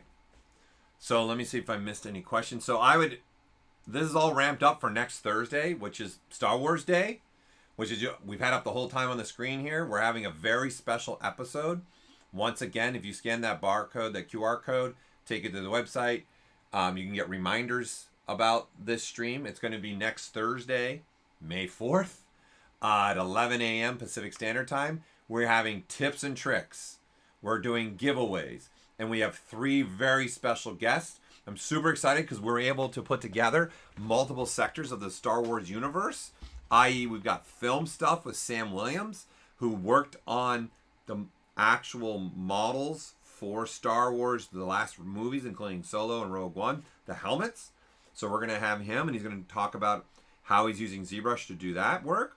We're going to have Hasbro, the toy company, because they're the main IP of Star Wars. They're going to be with us showing the toys of Star Wars and how that works and how they're using ZBrush in that pipeline.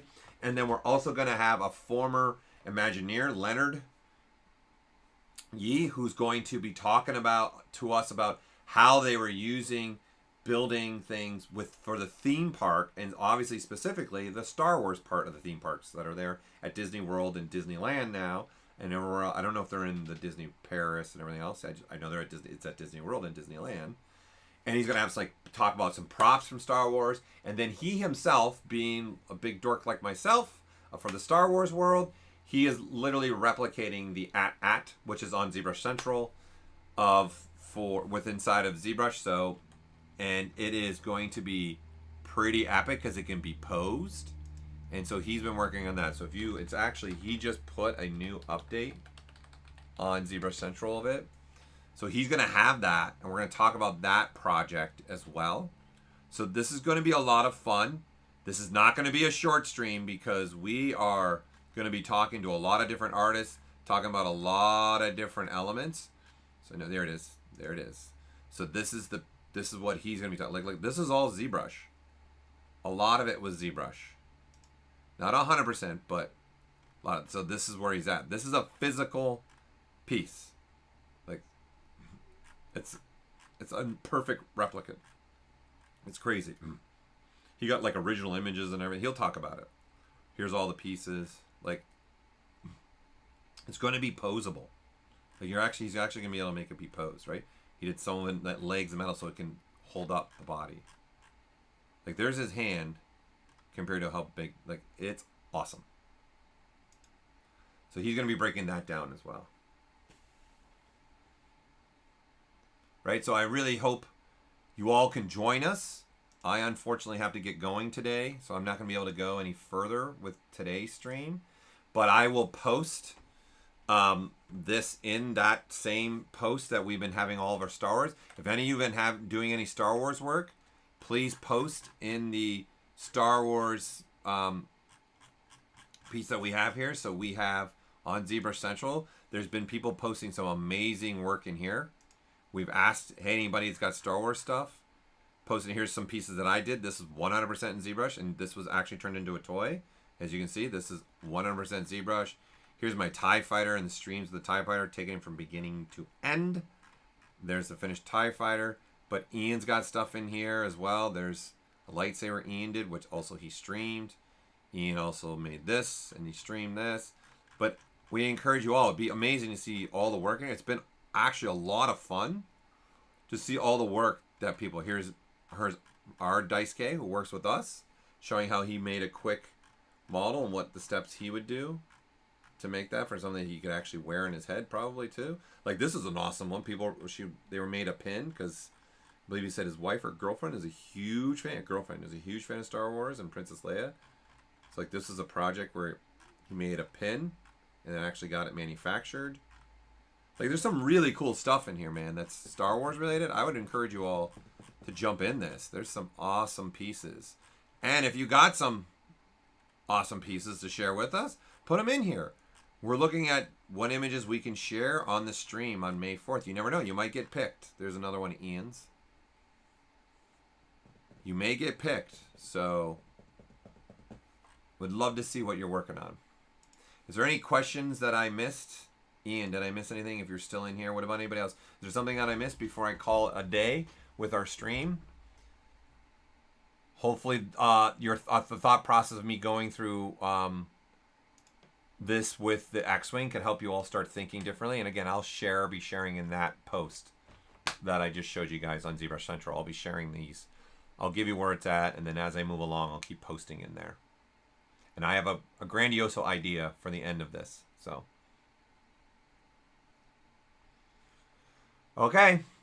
Well, Everyone, I really appreciate you joining me. Again, I am Paul Gaboury with the ZBrush team. You've been on ZBrush Live. Please stick around, see what other streams are happening even through the weekend and through next week. But I really hope to see you all, and tell all your friends to come join us at our special May the 4th stream.